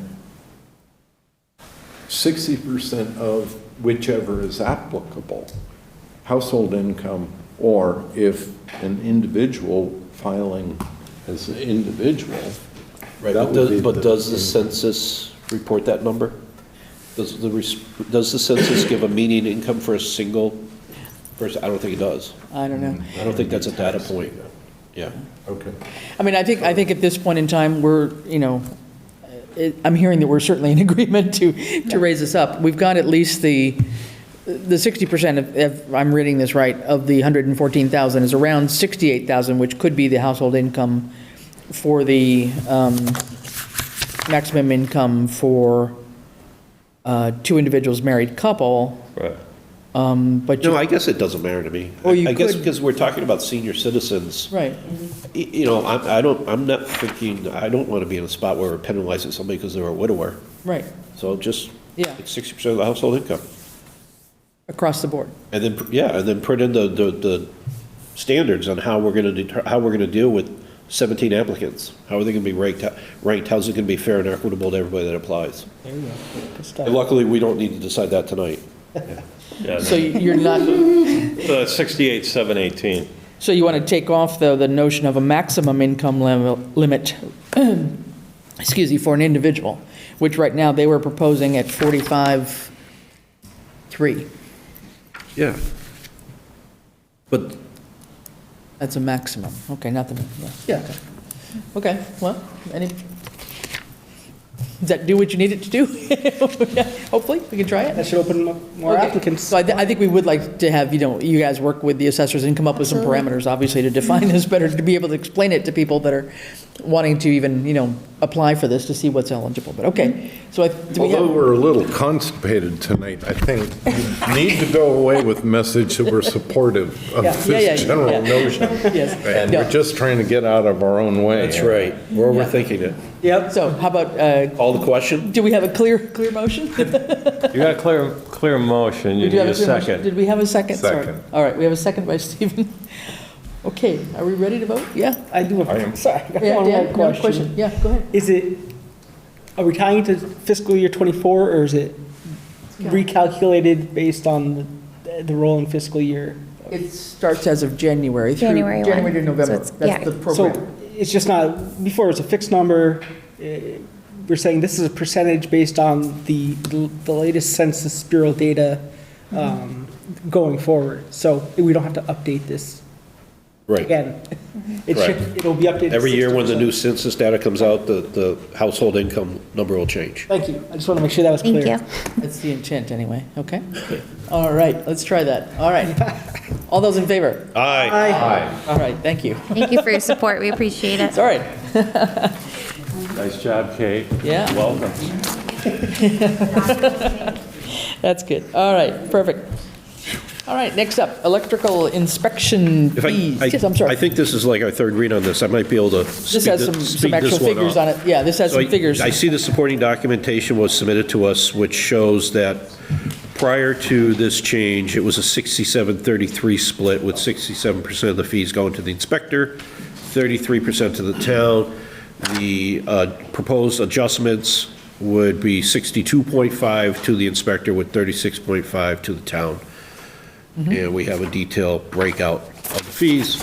I make a motion to approve it. And the only thing that I did to change that original, shall we say, request was the few amounts that were required 2 inspections other than solar that originally were requested at $140, didn't make any sense in the calculations due to what single inspections were. So I did change those $140 amounts to $160 in this. And picking up, if I might, Madam Chair, Yep. on that very point, the logic, if extended to the solar, would be 160 rather than 200, there being 2 inspections required. And, you know, even if we don't give solar a break, I certainly don't want to charge it more than it appears we're charging for electrical. Work required for that particular inspection is more. Different from an electrical inspection? Different from a regular electrical inspection, Yeah. I correct. mean, I Well, think- I'm sure it's a different appliance, but. Yeah, but the it's a- 200 is, I think, what the electrical inspector himself proposed. That's not a Right. change. The only 2 that Ed changed, I do not recommend Yeah. the solar to be changed. was the multifamily dwelling, the additions, the, And I was following Pool Ed's and logic, which I support and applaud, and suggest that that be applied to solar as well. And I would not recommend that. that was not, Oh, can you just walk me through the solar line on the electrical inspection fees? The current's 120. 120. Is that and the inspector charges us $80? And then the town charges 40 twice? So $160? Currently, it's 120. Currently, it's 120. Yeah, They would get, currently, I see. they would get $80 for the 2 inspections, and the town would get 40. $40. Yeah, so you could take the model as being the very first line, a whole single-family dwelling, or anything else that's 2 inspections. I see. Going from 120 to 160, based on the logic that it goes from 60 per inspection to 80 per inspection. And the basis of my question, really, or the motivation for my proposal is, really, is the solar inspection 50% more complex and time-consuming For the town.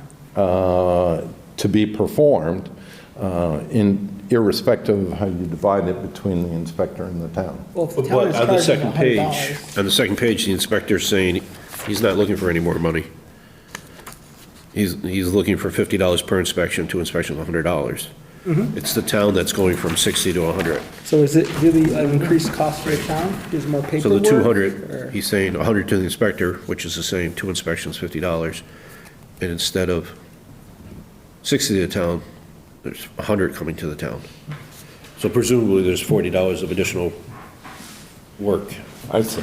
So it's a If these different numbers split. are, right.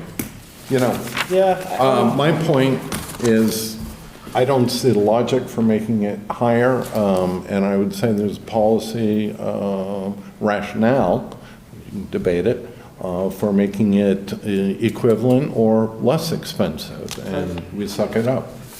it encourages the use of renewable energies within our town. If we Yes, can, I'm sorry, we subsidize it. So you're recommending that be the same, instead of the 120 to 200, you're recommending 120 to 160, is that what I'm hearing? That is what I'm With the suggesting. adjustment coming out of the town side. Yeah. Yes. Thank you. So is that your way of making the motion to approve this with that amendment? That is an amendment to the motion that you made. Okay, second. all right. So on the amendment, I guess, if the. I just want to clarify that I got cut off mid-sentence on my amendment, or on my motion. So my motion is to approve this as is, I know there's an amendment coming, effective March 1st. In the event that there's permits out there right now, inspections that are going to be teed up for next week or so, that, it's not all of a sudden retro. Clear what's in the pipeline now, and then make it effective March 1st. Okay. Sorry. All right, and then we have the amended motion on top of that? Actually, you can't. We have to vote on this first? No, but you need a second if you're going to amend. Oh, sorry, I thought we had. Can I second and then amend, because I'm very supportive of... Okay, so motion by John, second by Stephen? Yeah? Yeah. Okay, And then I offered the amendment. okay, so we can take up the amendment without voting on that currently? I Okay, believe we have to. okay, so the amendment then, Stephen? The amendment independently, unless the mover accepts it. Oh, I'm fine to accept the amendment that Okay. the solar charge be So now it's all collapsed. 100 to the inspector and 60. 60 To the town. to the town. Okay, so the solar goes to 160 rather than 200. Right. Okay. All right, any further discussion? All right, all those in favor? Aye. Aye. All right. Who are you voting on? The collapsed motion that says, No second? I Made the said, motion? I thought I heard Dan. I Okay, sorry. accepted the No, no, revised you made the motion. motion, I thought I heard a second, okay. We had Stevens, I rescind the vote, we didn't vote. Oh, okay. Okay, Is- we had a motion on the original motion, it was amended by Stephen.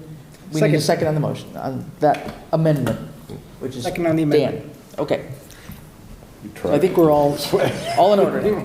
Now we you can vote on the amendment. Okay, so now we can vote on the amendment, all right. Aye. All right, aye, all right, all those in favor, thank you. Now you got to come back and Vote on the you've motion. amended the original motion. Move the motion So now as you gotta- amended.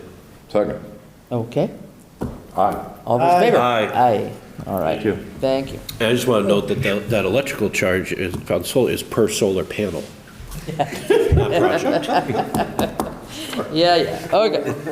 Okay, moving on, guys. Okay, dispatch regional MOU update. We have a copy in our package, and I think, So is this in theory the final version? This is the final version, which incorporated all the changes that the chief and I talked about at the last meeting. And it incorporates all of those into a clean copy. The one piece that hadn't been decided at the last meeting was originally Easthampton had asked for a $200,000 annual payment for this. The chief and I were able to sit down and go over the past 3 years' telecommunications costs for both wages and expenses.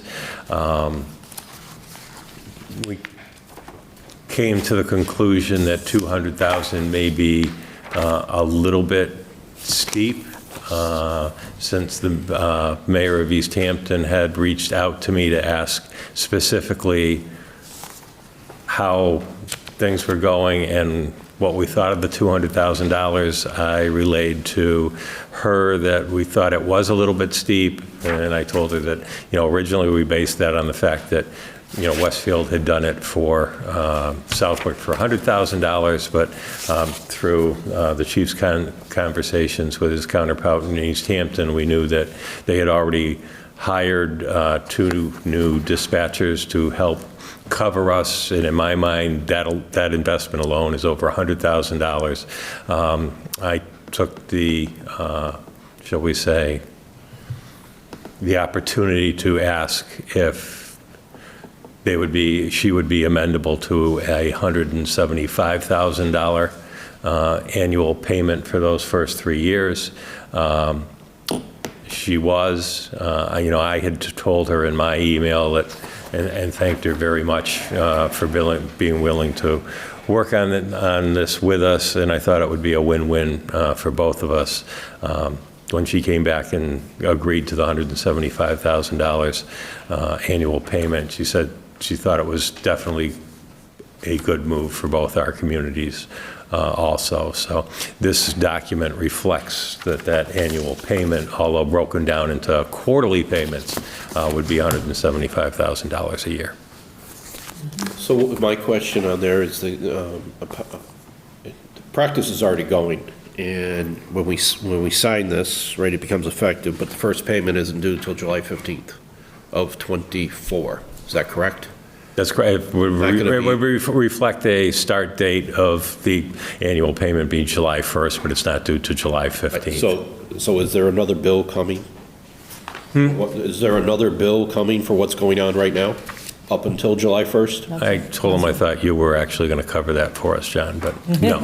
No, this is basically saying, because the state still has to approve this document and stuff, it's basically saying that for that initial period, Easthampton was very nice to the town of Southampton.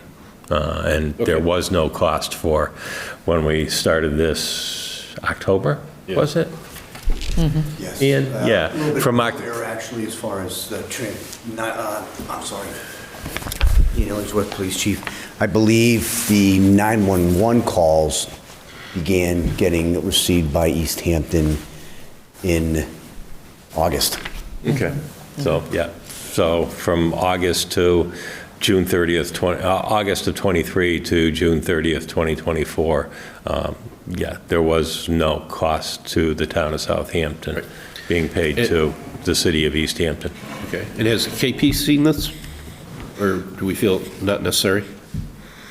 I don't feel it's necessary. You know, we had worked off another template. You know, they made their changes to it. We were allowed to make our changes.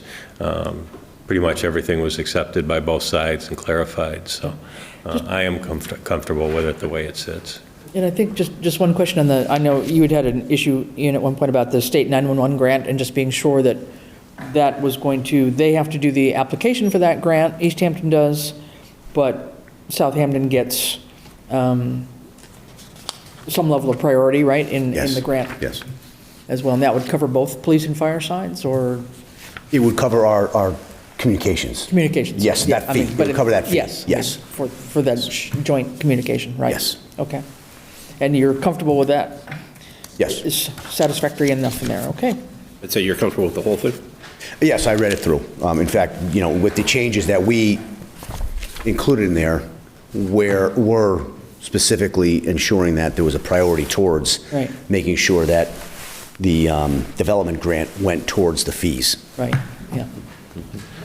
I'll make a motion to approve the intermunicipal agreement between the city of Easthampton and the town of Southampton regarding an emergency dispatch system to take effective today, the 30th day of January 2024, and to authorize the chair of the select board and the town administrator to sign such agreement with the first payment not to occur before July 15th of 2024.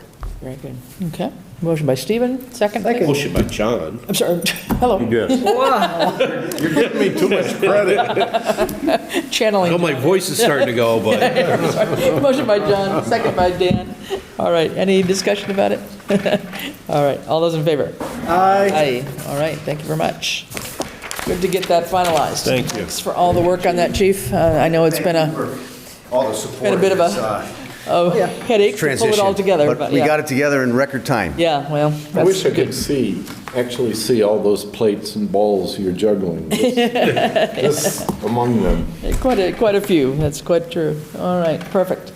I forgot to sign this. Okay, yeah, I think that's just mine and. Oh. That one, yeah. Yep. I'll keep it there. Okay. All right, get me out of here. All right, next up, where are we at? TA search. Okay, this one will be me. I am pleased to announce that our chosen candidate, Scott Zabek, has accepted the position. And he will be starting on February 22nd. And that will allow about a week overlap with Ed. And I'll be working with some ideas with Ed and others to pull together a sort of an onboarding kind of schedule of people that he should meet, you know, here at Town Hall, among committee people, attending various committee meetings as they occur, maybe some key people in the town that he ought to get to know, just trying to pull something together, and that would be like a, you know, more of a long-term thing, probably over like a 3-month, get to know the town a little bit. But we would have a week overlap with Ed, which is good, and haven't really talked about it much, but we'll end up doing some sort of a, you know, maybe a coffee and donuts morning or something to welcome him that morning and figure that out. And then we'll figure out what we're doing with this guy over here too, to give him a good send-off. So, other than that, so that's happening. And just to say that he's excited about coming, and we've, come to agreement with him, so we're good. I see this. Yeah. Good. All right. Great. All right, perfect. Collins Center, latest news. Anything? Yes, we've worked out all the final positions with the Collins Center, so they are working on the final version of the job descriptions to send out to the department heads to disseminate to their employees in those positions. The employees will have 1 week to make any comments on that job description and turn them back into the department head. The department head will then have another week to go over those and make their comments on them and send them back to Judy or myself, who will send them back to the Collins Center, and they will incorporate that into the final report. So will these get out, you think, this coming week? I mean, we talked about this last time. I said 2 weeks at that point, so I expect we will see these in like the next week to 10 days at the most, so, yeah. I mean, we definitely want to have these so that we can be talking about our budget stuff here, and hopefully before you disappear, so that we know what they've really done, or things that, may have impact on what we will have going forward in terms of our budget season, so. And then just a reminder, the classification and compensation plan from that study would need to be on the annual town meeting for town meeting acceptance as an article. Oh, okay. Thanks for that reminder. Going to need one of those whiteboards. Would it go there unfiltered or reviewed by PPB and the select board? Well, It's good. Well, it comes back to this board and the PPB for acceptance first, but it does have to be approved by town meeting. Yeah. Right, because it's a whole new schedule of wages for... Right, we'd get to see it first, yeah. Sure, And approve sure. it, yeah. I didn't want to leave the impression that we were accepting it sight unseen. Yeah, no. And from what I understand, correct me if I'm wrong, Ed, we're talking about a range from, here's the beginning, end of, position X, grade X or whatever, beginning and ending possibilities, or here's your median, but they're not putting in steps, is that right? That's correct. It'll come back with a minimum, a midpoint, and a maximum per grade. Okay. And then the positions that are within those grades. Okay, and then it would be up to us, PQB, to fill in the blanks on the steps, is that it? Well, Or, not necessarily. Well, not necessarily. You may not choose May not have steps. to assign steps, correct. you can do without steps, okay. Yeah, I was wondering about that, because I've seen one that does not have steps, so, perfect, okay. That may alleviate a couple of other issues. All right, Two different ways to do Yeah. it, correct. okay, fine. All right, any questions on that? No? All right. Eager to see it. Yeah. All I have And to hopefully, say. once the employees get it, they can turn it around pretty quickly and get it back. So just encourage everybody when it comes out to really take a look at it and get it back. Sooner the better, okay? All right, ARPA quarterly reports. Thanks for getting these out, everybody who's had to turn in a report. Excuse me, I'm going to be losing my voice. We do have a cover sheet. Judy's been trying to keep a tracker here of people or projects that have sent in their reports. Well, here we go. Or some that are complete. Anybody have any comments on the narratives? Should you use the water? Yeah. No, and I know we already discussed the schools, but it looks like the only other one was zoning, E-code zoning revisions, edit, delete, revise, and amend. Yeah. Are we waiting on approval from the Attorney General or bylaws to have them codified? We are still. Yeah. Yeah, the Attorney General has not, excuse me, the Attorney General has I'll approved. speak for you. I'm not sure the E-code is the codification after approval Correct. or things we've done to date. It's, I'll take a break for a minute. The Attorney General has approved the general bylaws from the annual town meeting, but we're still working on the zoning bylaws. And the E360 people were waiting for the two to be together so they could put out the whole system for us. But I think Lucy had talked to them, and they were starting to move forward on the general bylaws now, or soon. Okay. But that they would get through the zoning ones within 45 days, I think, something like that, by the end of February. We're expecting the final comments from the AG on the zoning bylaws. Good. That's my understanding. Thank you. So we're getting closer on that. Well, I know the AG had pushed us out a little bit. Yes, they had. so, yeah. Thank you, Cindy, appreciate that.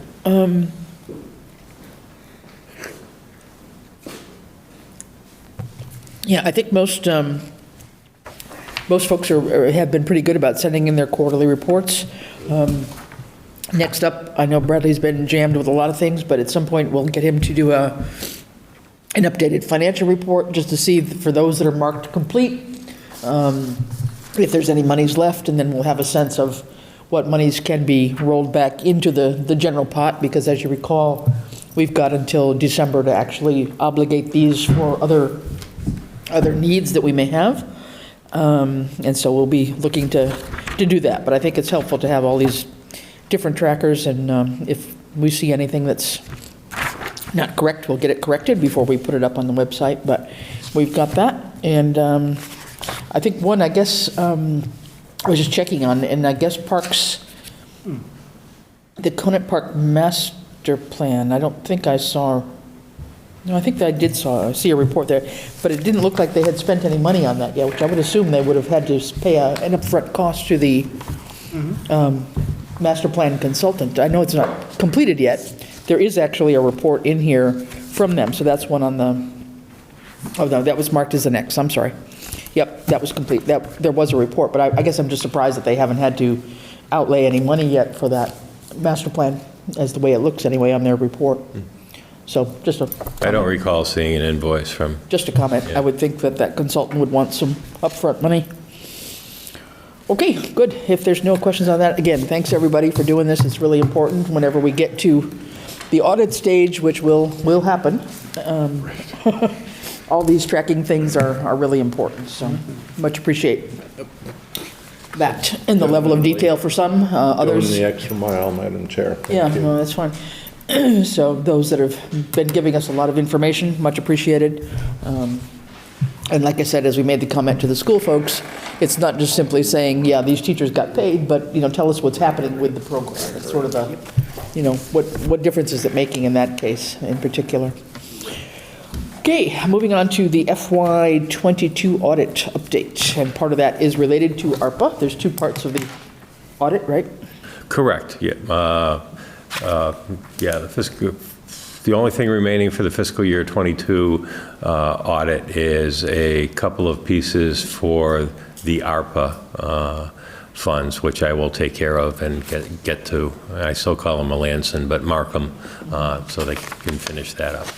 So is the federal audit, or the ARPA part of it, that's the federal audit, right? That's the federal single audit, That correct? is part of our overall audit? Yes. It's all tied in together? It'll all come back as I one see. package, correct. Okay, but then the basic town books, they've already gone through, and have they got Yes. questions on any of those? Those have all been responded to and answered. Yep. Okay. So we should be seeing a draft report fairly soon, then? Fairly soon, correct, Okay. yes.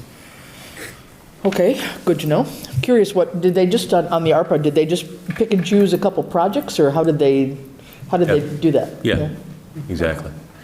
Interesting. Curious. Curious to see what that one looks like, given this is our first foray into the ARPA one. And so, yeah, okay, good. All right, and then any questions? All right, leading into the FY23 closeout update. Yes. Yeah, and then we covered that a little bit earlier. Bradley is working on the trial balance, but to a good extent, our close of the fiscal year 23 books is predicated on reconciling some grants with the schools. So we have to be able to do that also. So I will be reaching out to DOR, DLS, probably tomorrow Okay. in that regard. Yeah. I'm not clear. Is the auditor, because of the federal single audit in '22, already working alongside and preparing the audit for '23, or that won't be started, maybe it's a separate contractor, won't be started until we finish with trial balance? With closing out 23, correct. So the latter, Right. okay. And we yeah. discussed whether it might be a different contractor, but we're not yet to the point of ordering an audit of our federal, No, we- of fiscal '23. Didn't we, I believe we already have. we already signed the engagement letter, Yes, did we not? yeah. Okay, but the work has not begun yet. Correct, they can't begin yet. Because we have to close Correct. first. I Yep. don't know how accounting works, but we've heard ample discussion about a history of accounting issues that need to roll forward, whether it's grants that haven't been fully reported out or other issues from other departments. So I just wanted to understand the different moving pieces. Right. FY '22 audit for Yep. federal purposes is close. FY '23 audit can't be closed, can't be started Can't be started, until our books yeah. are closed. Right. And we're waiting for at least the school committee and grants Right. notice. Yep. So FY '22 is almost finished, so that would lead to normally a draft report with any questions there might be, and that would come back and forth for responses to those questions. And then usually we've invited the auditor to come and present the highlights of the report Thank to you. us That was my next. in person. So that would be the same process that we would do again, Thank you.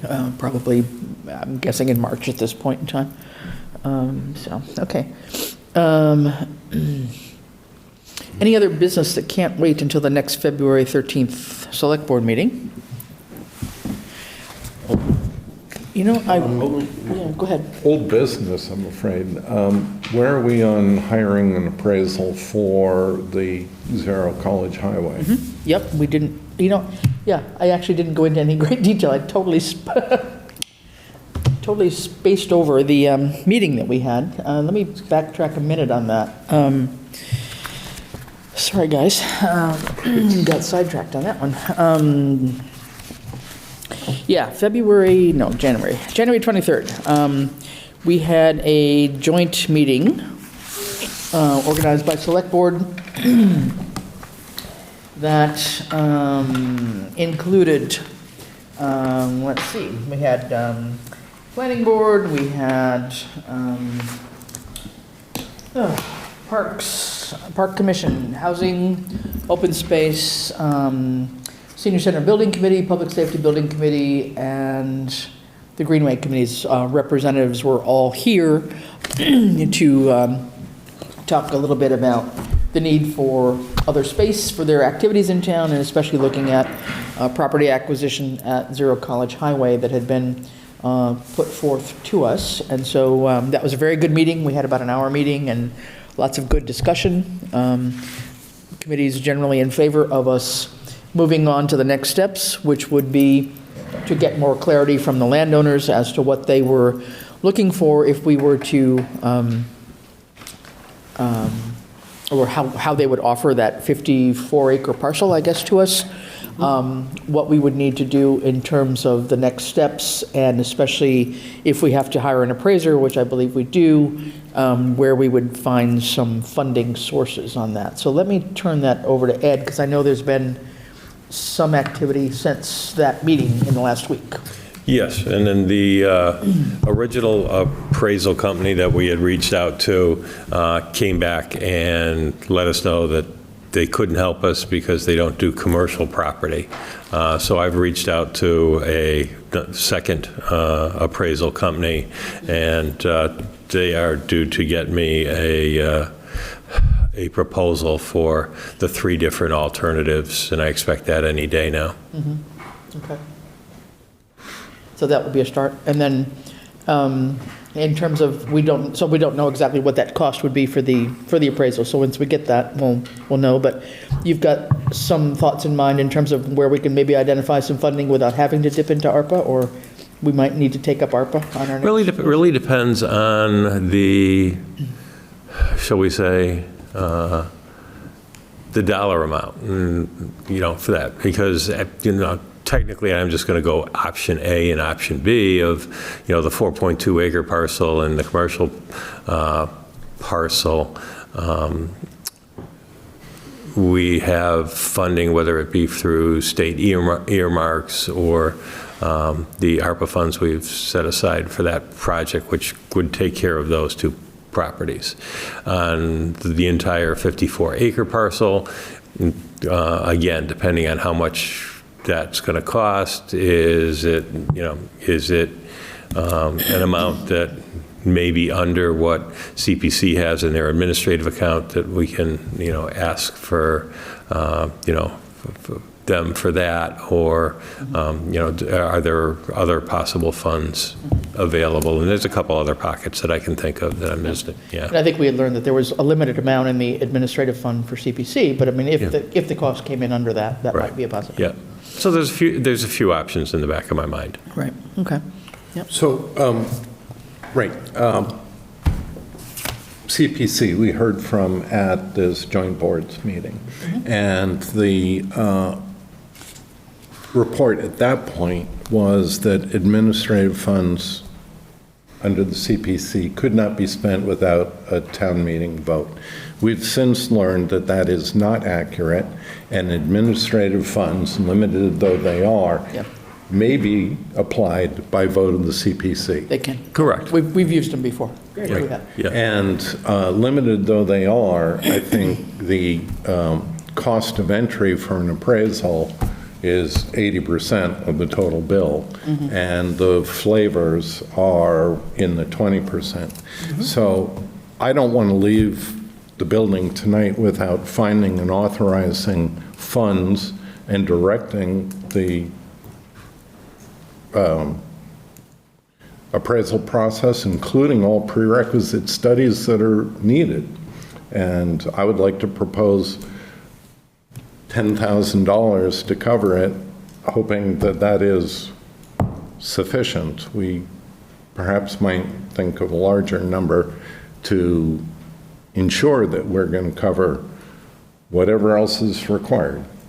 So that's, if I'm understanding, that's the amount you'd like to put out there for what we're willing to spend on an appraisal, but we still have to work on, once we know that amount, we'll have to figure out whether we can use just the CPC administrative or some combination thereof with other lines that Ed will have to identify in the budget.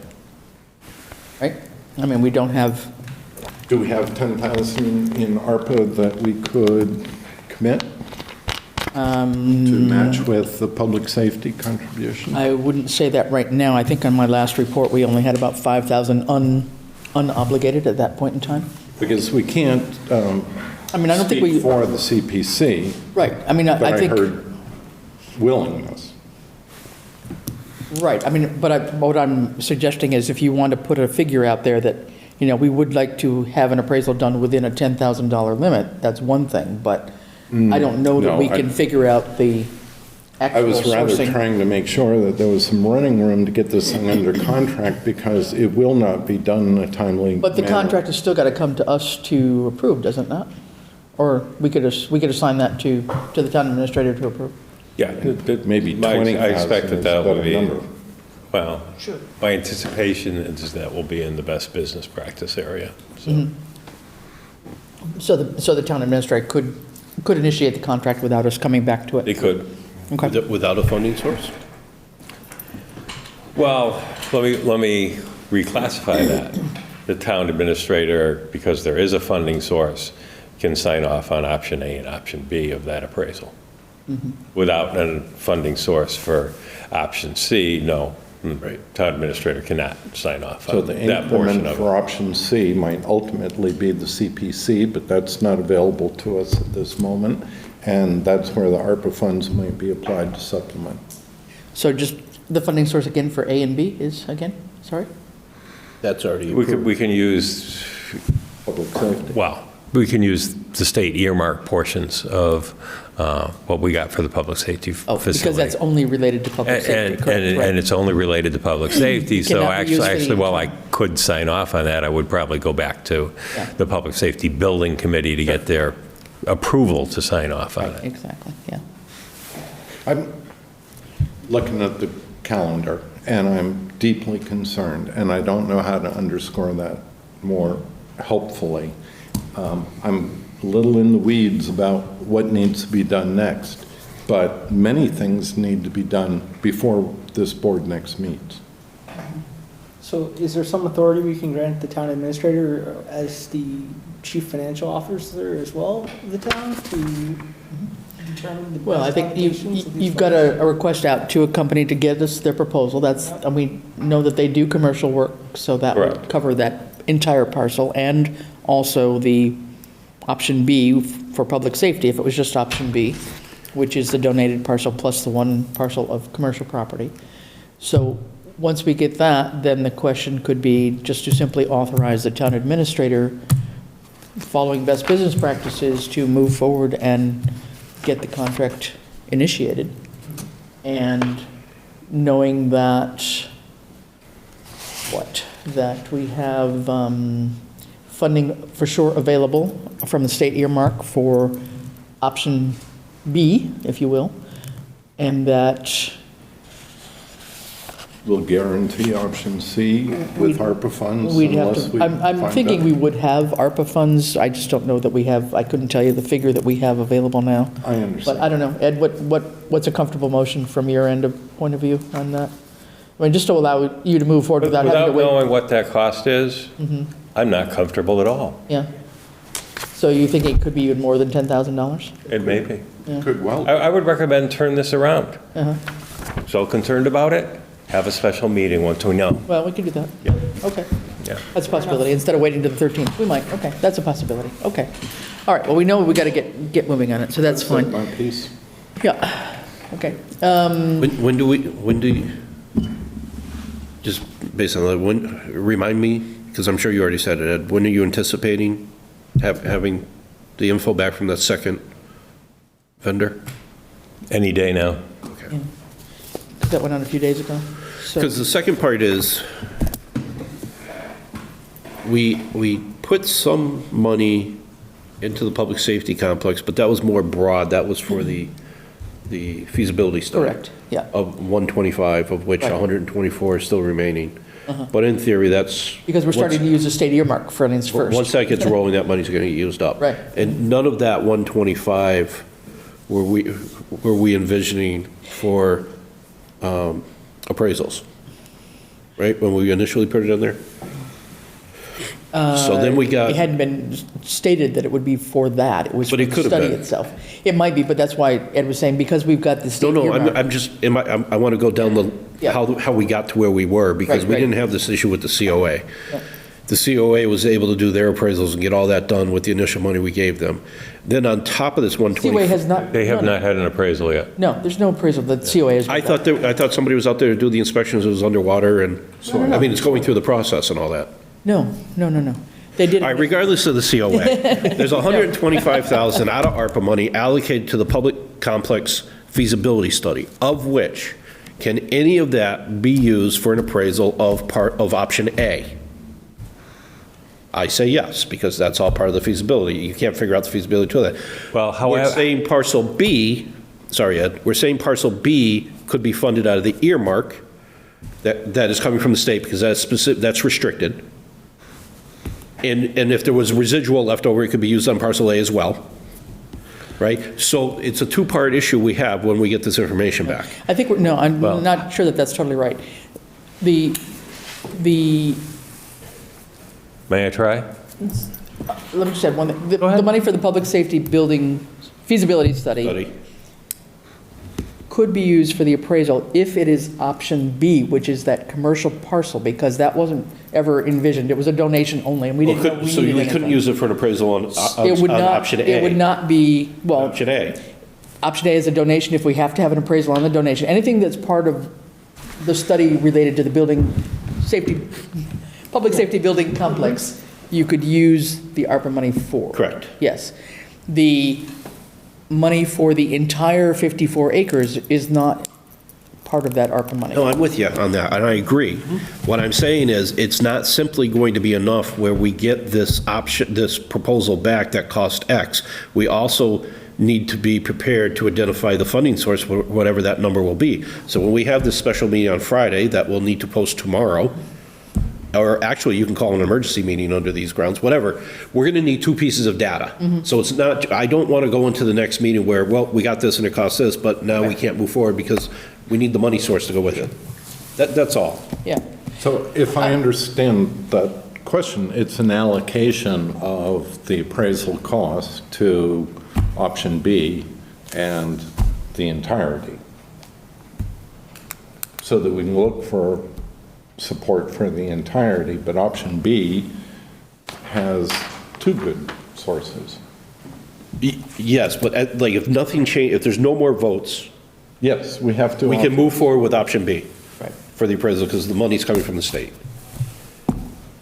On that earmark. Comment? I'll probably just muddy the waters, but here, theoretically, $125,000 authorized through ARPA funds for a feasibility study. There's a contract with the vendor for $160,000, roughly. So there's no extra money in the ARPA for that, on that theory. However, there are two state earmarks for public safety that, in my mind, would be eligible to do the appraisals for option A and option B on those parcels. But not the big parcel, maybe? Who knows? Maybe. I might have to think about that. It's a possibility. Yeah. It's a possibility. So I think If we were going to look to MassWorks to help with the infrastructure investment here for the public safety building and other municipal uses, we would have to have an appraisal, and we'd actually have to have invested in 25% build plans. Does that line of reasoning point out any other opportunities for obtaining an appraisal in anticipation of major public works around the total property? I think it's it's only prudent that we get this appraisal. No, How do we the appraisal's justify it? the main thing. I think MassWorks and all those kinds of things, I mean, having gone through what we've gone through with MassWorks on bridge projects and other things in here in town, these are so far down the line, and getting anything involved early on that, I think, is not going to help us with a timeline. We don't want to miss a prerequisite. Yeah, but I think we need to have whatever the appraiser comes back with, I would hope we would be able to move on that as quickly as possible. I think our best solution, quite honestly, is when Ed gets us back, we've got a blank week, if you will, next week. We don't have a regular meeting. We might have to have a meeting about the high school budget anyway. We might need a special meeting next week, and if so, we could take up some of the early budget issues, maybe with FinCom, and this issue at the same time. That might be the easiest way to get through this tonight and have that as a special meeting next week. Yeah? Does that work? It does. Try that. Okay. We got you, Stephen. We know the urgency there, and definitely, we've got, deadlines too with the architect and so forth on that one. And I'd like to facilitate those as well. And the Senior Center Building Committee has no ARPA money, John, at all. They had been working on Okay, I'm good. I'm sorry I mentioned the Council on Aging, Yeah, or the Senior Center, or whatever that project is. They're working on a perk test Yep. scenario. And they're not yet convinced that there's a No. good alternative for them on this property. Right, because they had already done all their work and they've identified an alternate property. And this was one of their ones that they had considered, and they went a different direction. Okay, so with that, I think that's kind of it. Public safety building, just one last thing on that. Met just a couple of days ago and has worked very hard on some public engagement strategies. Both Chief Fasoli and Chief Illingsworth have been sort of stars, shall we say, in a mini video done by Easthampton Media that's in draft form right now, talking about some of the situation at the police and the fire station, and that will be worked on a little bit more, but we're hoping to have a video that can be shown to various people in town, as well as on Channel 191, sort of a public service announcement perhaps. And there will be, starting in a couple of days, there's been an announcement out about a trivia quiz contest, and that will be starting momentito. So everybody stay tuned and have some fun with it. But I think it's just a way of getting more information and knowledge out there and getting residents involved in terms of what really happens at our fire and police station. So looking forward to engaging in that. Members of the select board are not eligible to receive prizes. Correct. We'll put that down on a big disclaimer. There we go. Okay, old business, stormwater utility study, anything happening there? No, I still got to see if we can get to Ty and Bond to either do it for less than that they quoted because it is outside the budget amounts, or find another engineering firm to do that for us. Okay, yep. And anything else anything back from KB Law on the cannabis update payment thing? No, I have asked for an update on that and have not received it, so I will rather than sending another email, I will make a phone call. Yeah, let's see if we can get that squared away so we understand what we're doing too, because we'll be talking, I'm sure, about, the amount of money that's been received for that already, and what might be, I think you said you already knew the amounts you and Bradley had calculated, how much had not been. I had calculated and sent it along to KP Law. What had not been paid according to the proposed or schedule, anyway. Losing what I had. Okay, next up. This does not seem to be the top issue for the Board of Health coming up. I think they're looking at opioid settlement funds first. Yeah. But I expect they would be Yeah. asking questions about this.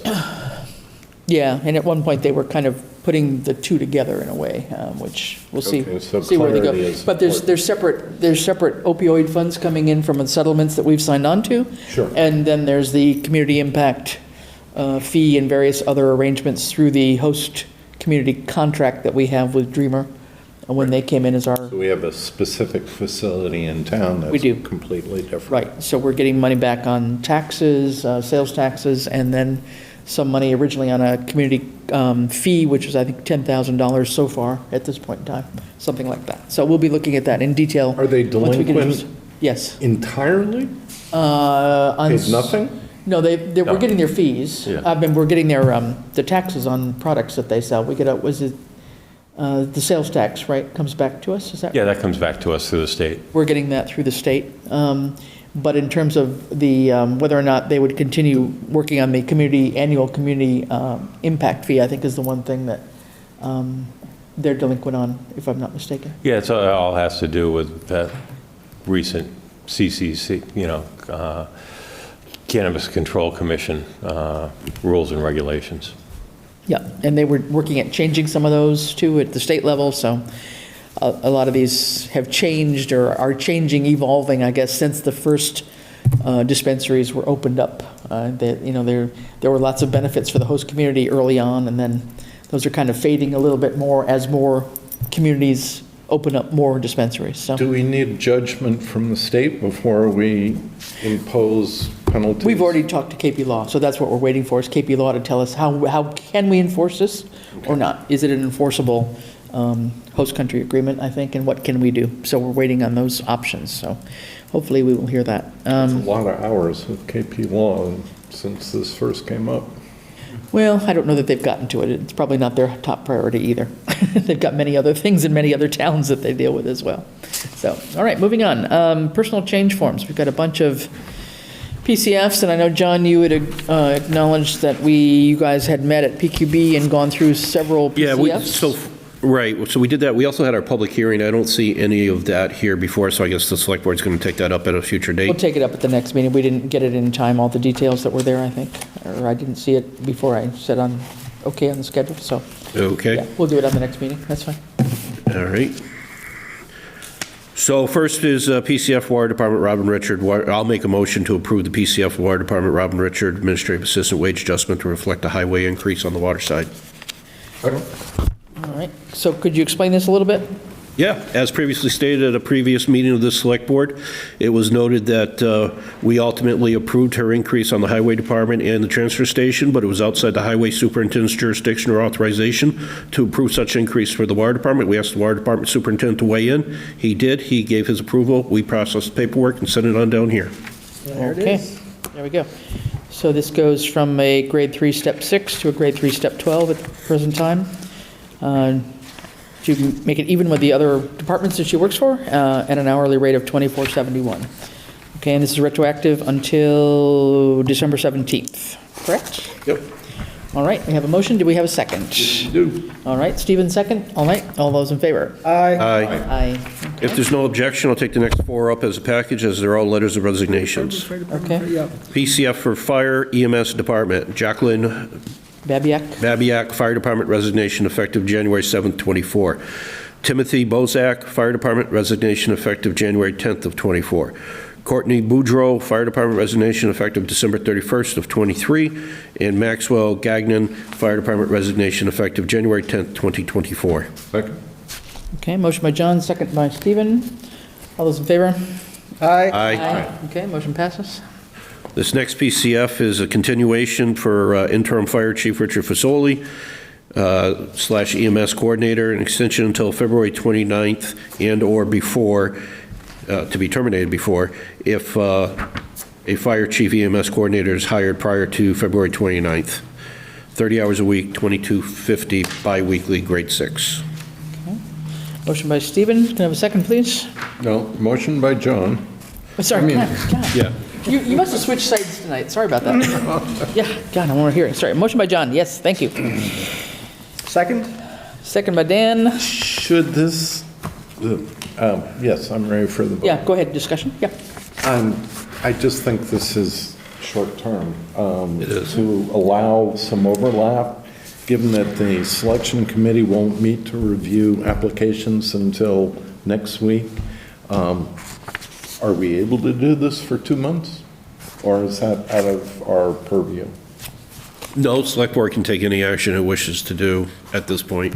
And Or actually, could I refer just- back, or- yeah, just to let you know, actually, this one doesn't need to be done We through already here voted on it, because didn't the we? Select Board had authorized this one and approved it on January 2nd. Yeah. We should table the motion. I withdraw my motion.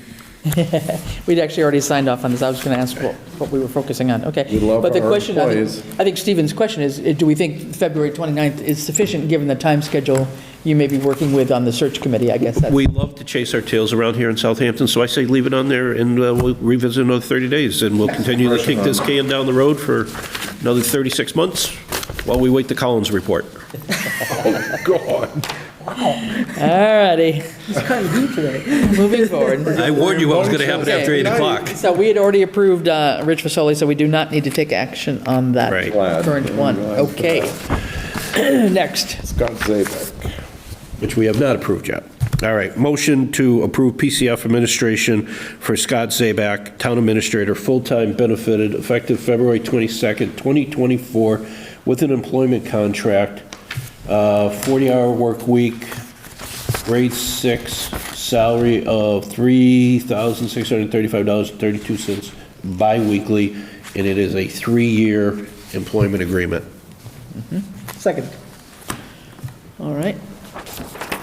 All those in favor? Aye. Aye. Okay, passes. Yep. We've been over that in detail. This is not just a perfunctory thing, it's just. the Right, final. no, and just to say that there is a draft employment contract that, again, our legal people are looking at. I believe, unless you would like to weigh in on that, I believe you had authorized the chair to move forward with anything on that, so I will share any comments that I get from legal, but I wasn't planning on And thank having you a meeting to discuss any of their For comments. providing the draft. I recall it the way you do. Okay. So once we hear anything back from them, I'll share it around. But yeah, not planning on having further discussions on it. We'll rely on our legal people to, We're going to sign tonight provisionally? No. Okay. No, it's still with legal, yeah. All right, so now we'll get into the controversial items that were discussed. Board of Assessors. Yeah. First is a PRF, Assessor Administrative Assistant PRF modification to hours and pay range. So what they were requesting is a change, well, two-part. The initial request was to change the pay scale of the previously approved PRF. And just as a reminder, the PRF is the document that you need in order to go and advertise to fill the position. The one that was approved was $15.71 to a maximum of $18.76, and with 15 hours per week. What was requested to be changed was to change the pay scale from $18.76 an hour to $21.75 per hour and increase the hours to 24. We had a lengthy conversation. Darcy was present as chair of the assessors board. Ultimately, we approved it with the following changes. We did not make any changes to the pay scale. 15.71 to 18.76 remained. We did approve the increase of hours from 15 to 24, and we specified that this could only be for one position. So my thoughts on this is that why aren't we just waiting for the Collins report to come out then to address this? We have a person in the position already, right now. Right, so this position, started. 30 days ago, was created to bring in, to add a second person, and then, which is why, I don't think it's here, if you saw the pay scale, 1876 right in the middle of the pay scale, where normally it's the low and the high.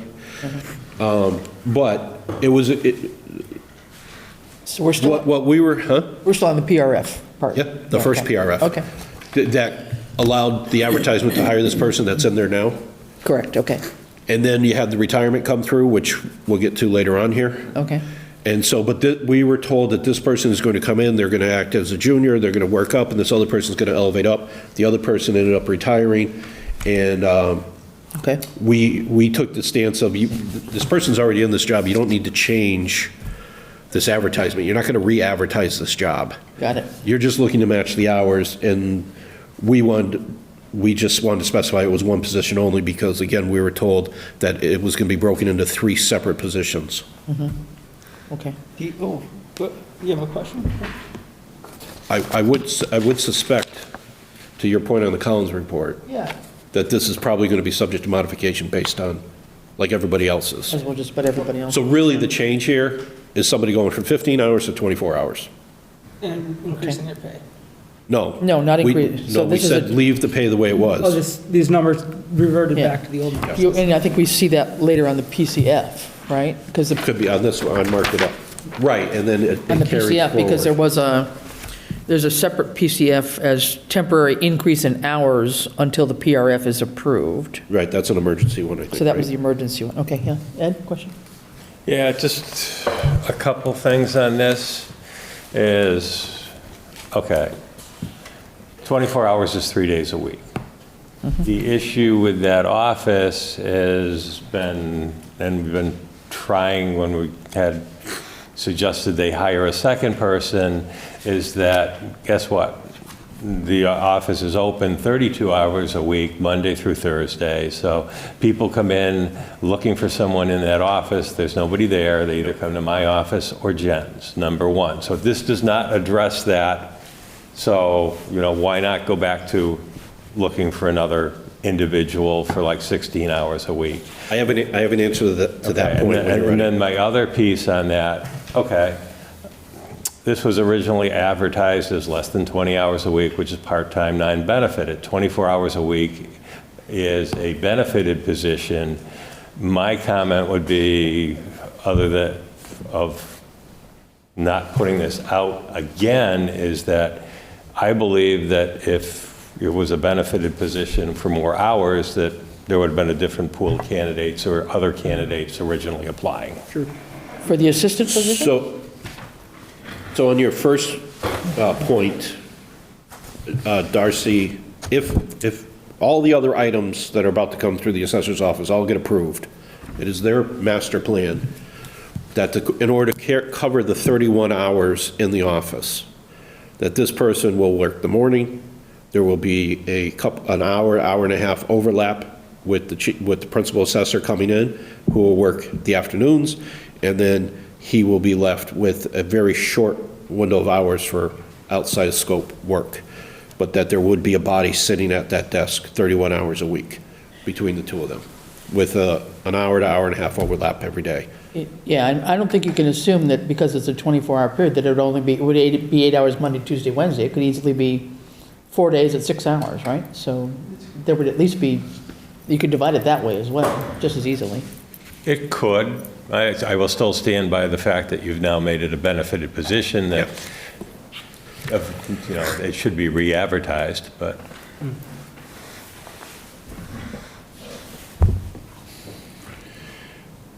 So how many hours a week are we currently covering before we resort to volunteer board members? 15. In addition to the paid staff, whatever schedule they're working individually and then together, it is my understanding that we're not covering all the office hours. I may not be asking the question in quite the right way, but it's my understanding that we have not hired enough employee hours to cover the 32, and we're all groping for a solution to that. Right. And this one is 15 It's because right the acting principal assessor has been on reduced hours. So if we were able to identify a full-time principal assessor, Right. that would have been the full hours. And that's been our goal for 2 years? Right, and we moved it to 60,000 when we were asked to, and then we were asked to move it to 80,000, and before we could act on that in the budget cycle, David negotiated a package that we'll act on later. So this relies on existing staff, makes it very difficult, So just looking at the administrative assistant person now, and we still won't get to 32 hours of coverage. this person is working 15 right now, am I right? Correct. That's what we hired her. Right. We hired Kathleen on at 15, she's working now. She replaced Janine already, right? But she wasn't a replacement, though. Janine was supposed to stay, Okay, and then she came on, and then 3 weeks after she came on, well, for effectively, I'm sure all the right reasons, Janine announced her retirement. Right, The question okay. is, and that's why we said one position only. I see. Was the intent of changing these salaries really to go out and advertise for that other position? To backfill Janine's retirement? I see. So what, if I'm hearing this right, so what's proposed here is one part-time benefited position at 24 hours rather than two That part-time non-benefited. That second people. position's still on the table. They didn't do anything with that. They just asked to adjust this one individual's hours. Okay, Cindy, you're here for assessors? Cindy Palmer, member of the Board of Assessors, not the chair, and a fairly new member, so I'm doing my best. But I think in answer to Ed's point about covering the 32 hours that the town hall is open, we've talked about that extensively, and we have a plan for that, and the intent is, barring an illness or something like that, that it would be covered, the 32 hours, and that's already been discussed. That's based also on the approval of hiring the new principal assessor. So that's one thing. Secondly, I can't answer this thing about has to be reposted because it's a benefited position. What I can tell you is that we have a really qualified administrative assistant who's a paralegal, who was a real estate paralegal and therefore has a lot of knowledge. And I could go on, but I think it's very satisfactory. I can't answer the legality of all that, but if you feel it needs to be reposted, I don't know, just seems cumbersome to do that. But I'll stand back. Well, and then- I would just add to that. I mean, there's already a PRF in place for Janine's post that covers Yeah, yeah. this higher wage scale. I mean, if you were to advertise that job, Yeah. she could apply and move up, but That's not our plan. We feel that we are going to be satisfactorily able to cover the job with both of these, that you haven't got to the other one yet. and you A little suspect bit. the 1876 is going to be a Well, satisfactory hourly rate. I believe so. I'm sorry I don't have that because I wasn't at the PQB meeting, and unfortunately, Darcy's unable to be here tonight. You get me, and so that's my answer to that. But who knows? We may be coming back again in the future. But right now, I think that's where we're headed for this. And we do know that at least this position is one of those that would have been rated, right, in the Collins report. Yeah. So, but I mean, we're going to have to revisit. Everybody. Well, if we're revisiting everybody but Dan, well, let's not wait to do this with the Collins report, because it's going to... No, but I think it's more, just should we, because it's gone from non-benefited to benefited now, that could possibly change your pool. I don't know. Okay. I don't know. I'll stand back to you. Need me for another one. So while we're on this, why do we have 2 PCFs for her then? I'm confused. Is one an emergency and the other one a permanent? We raised her a number of hours because of the early retirement. Yeah. We needed, Janine was not expected to retire when she did. I see. So then we increased, we had an approval for emergency hours. That's why you've got 2. So one of them is you're going to approve retrospectively the emergency, and then you're also going to approve the actual increase. Okay, because... Am I right on that, John? Yeah, you're right. But Yeah. You'll see where on one of them, they crossed off temporary not to exceed 12, and they wrote in it's a 2-week appointment only. Their way of saying this is just a 2-week emergency for Kathleen. Does that mean she's already been working these increased hours? She's already increased her hours. We were given the okay to go ahead and Yeah. emergently increase. So the 2-week appointment one, so that should be retroactive, right? Does it say that somewhere? Am I missing that? On the form, John? The date's not there.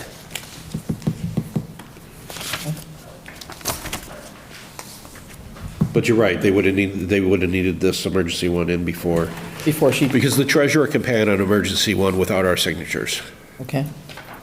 So this is to kind of But then formalize. the next one is, okay, the emergency's over, now we want to do a 12-week.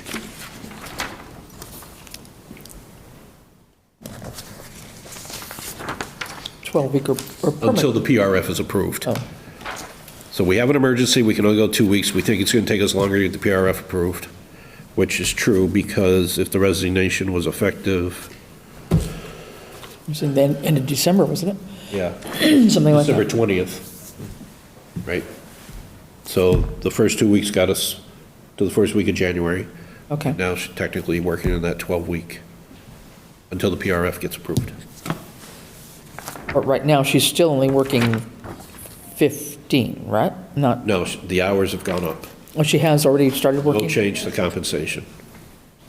Well, I can say that her payroll sheet in that red file is for 32 or 32 and a half hours for the biweekly pay period. So that would be about 16 hours a week. Okay. So I don't know when she may have increased till Could be because the of the holidays. 24. Might have been this week, Right. yeah, But as under 20, she wouldn't have got the holiday pay, right? right. Yeah.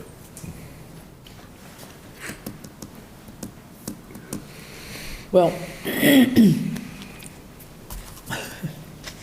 It's clear as mud. yeah, really. Is there a way to sort of split the difference here? I mean, the person's already in the position, so to retroactively, just approve the retroactively formally, if we have to do that, which, what is before us is only to change the number of hours. But also, that would put the person into that, or this job into the benefited category. Correct. right, which wasn't advertised that way.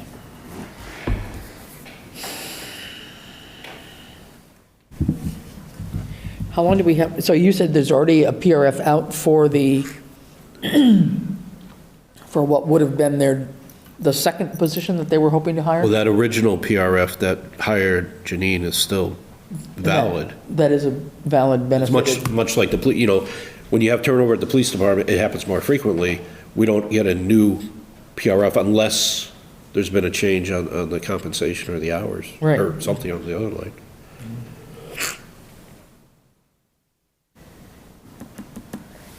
So I guess hearing what everyone's saying here, I mean, I think maybe the course of action is refer the PRF back to answer the benefit question, approve the PCF emergency, because that's already happened, then approve the 12-week temporary PCF to Right. give us time to work this out and to allow her to work the continued hours. working, yeah. The only thing that will remain in question is, well, doing all that means she's not benefit eligible Yet.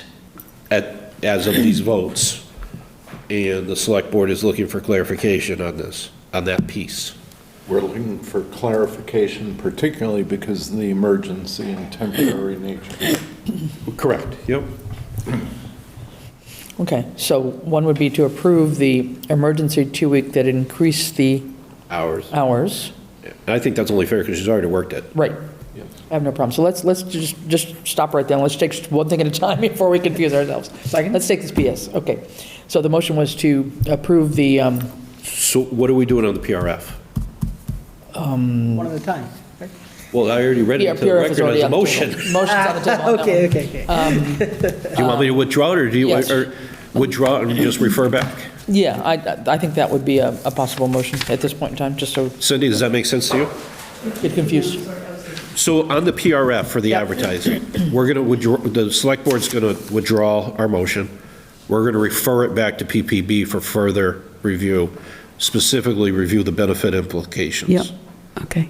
And But in nothing the on that. meantime, the emergency's been approved Well, and the then those will 12-week. be Pick the it up next next. steps, yeah. But we'll hold off on the PRF now.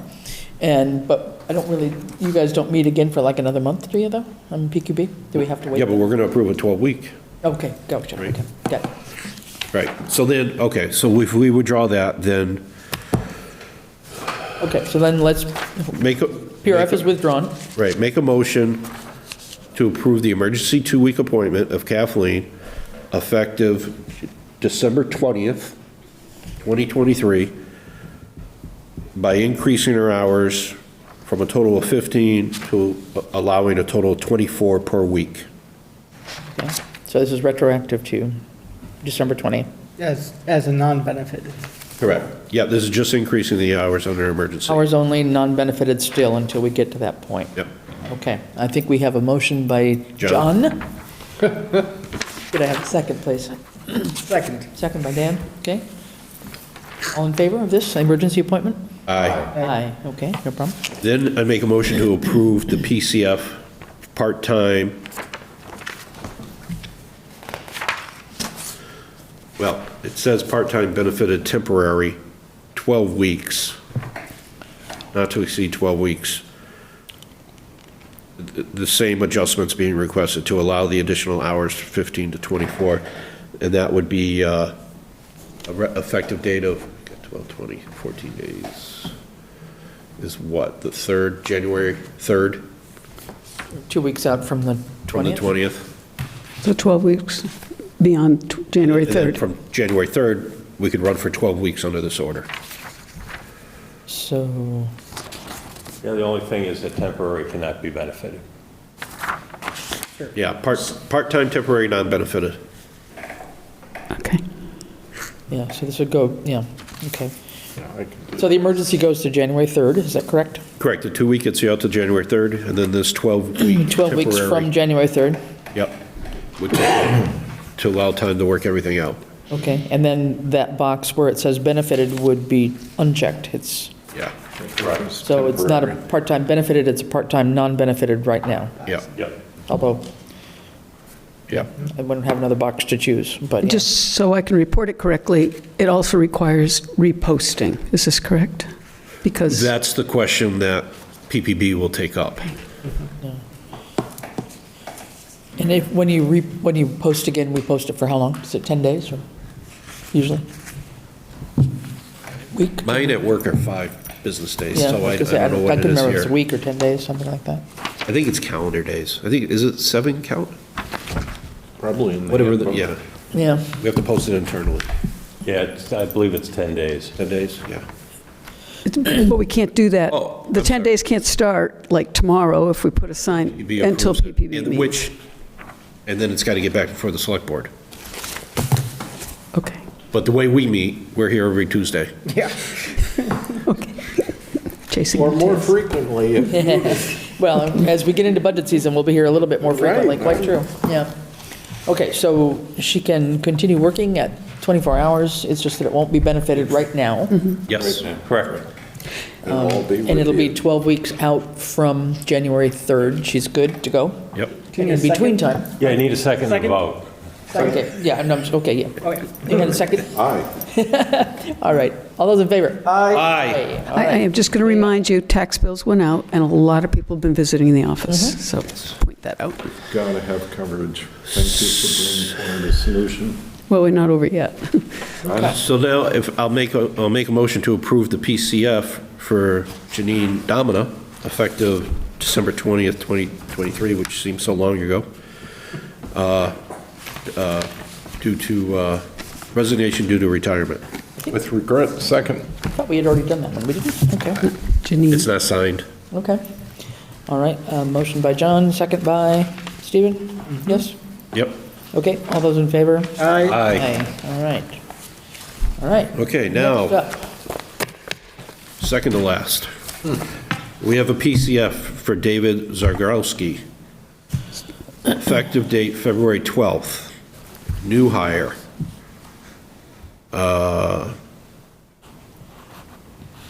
Don't you have a PRF for that first? There already was a PRF to post the job. I do not have one here in the packet. I have one here. There should have been one in the package. PRF assessor. No, that's the, Principal that's assistant PRF the modification hours and You're pay right, I'm range. the wrong one. Yeah. I thought I'd seen it. Principal. Just a note on a couple of these, on Kathleen's, and I'm seeing this one on the one for David as well. At the bottom, under the notes, right before the signatures, it says in there, in addition to highway hours. I don't think that has anything to do with these positions, so somebody's using a boilerplate that isn't correct.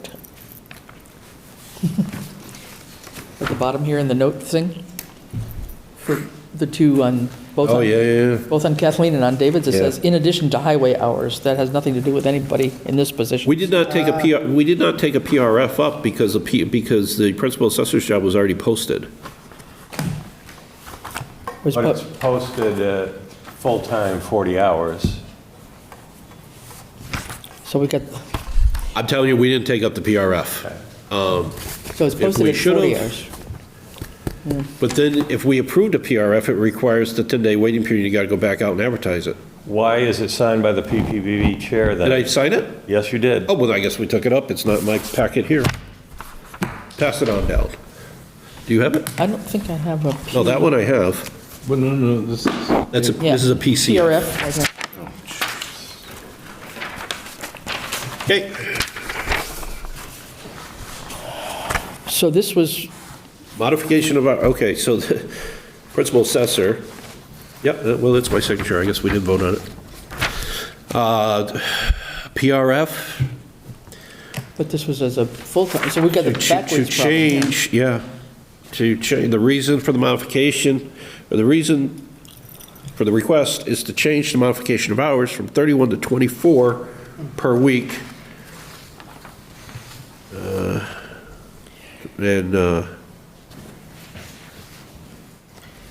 I mean,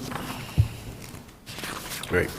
My understanding, yeah, okay, this is somewhat coming back to me. My understanding is this individual currently is acting in this capacity in at least 2 other communities and will only be stepping down from one of those.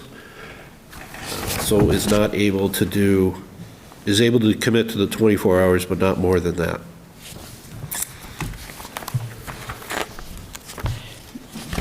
but I guess my question is, do we not have an issue with having posted a full-time position? Right. And now we hire a part-time position? I understand that his working for another town, but are we not in a worse position? I mean, And it sounds like to me, this is a tougher question than the other one, where we,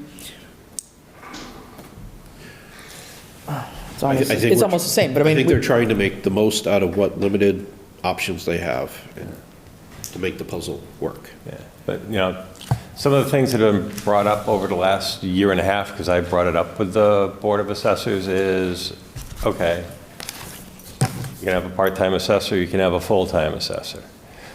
We can go out and find another community that has a principal assessor that we can enter into an intermunicipal agreement with to share that assessor, much like we just did with the dispatch MOU.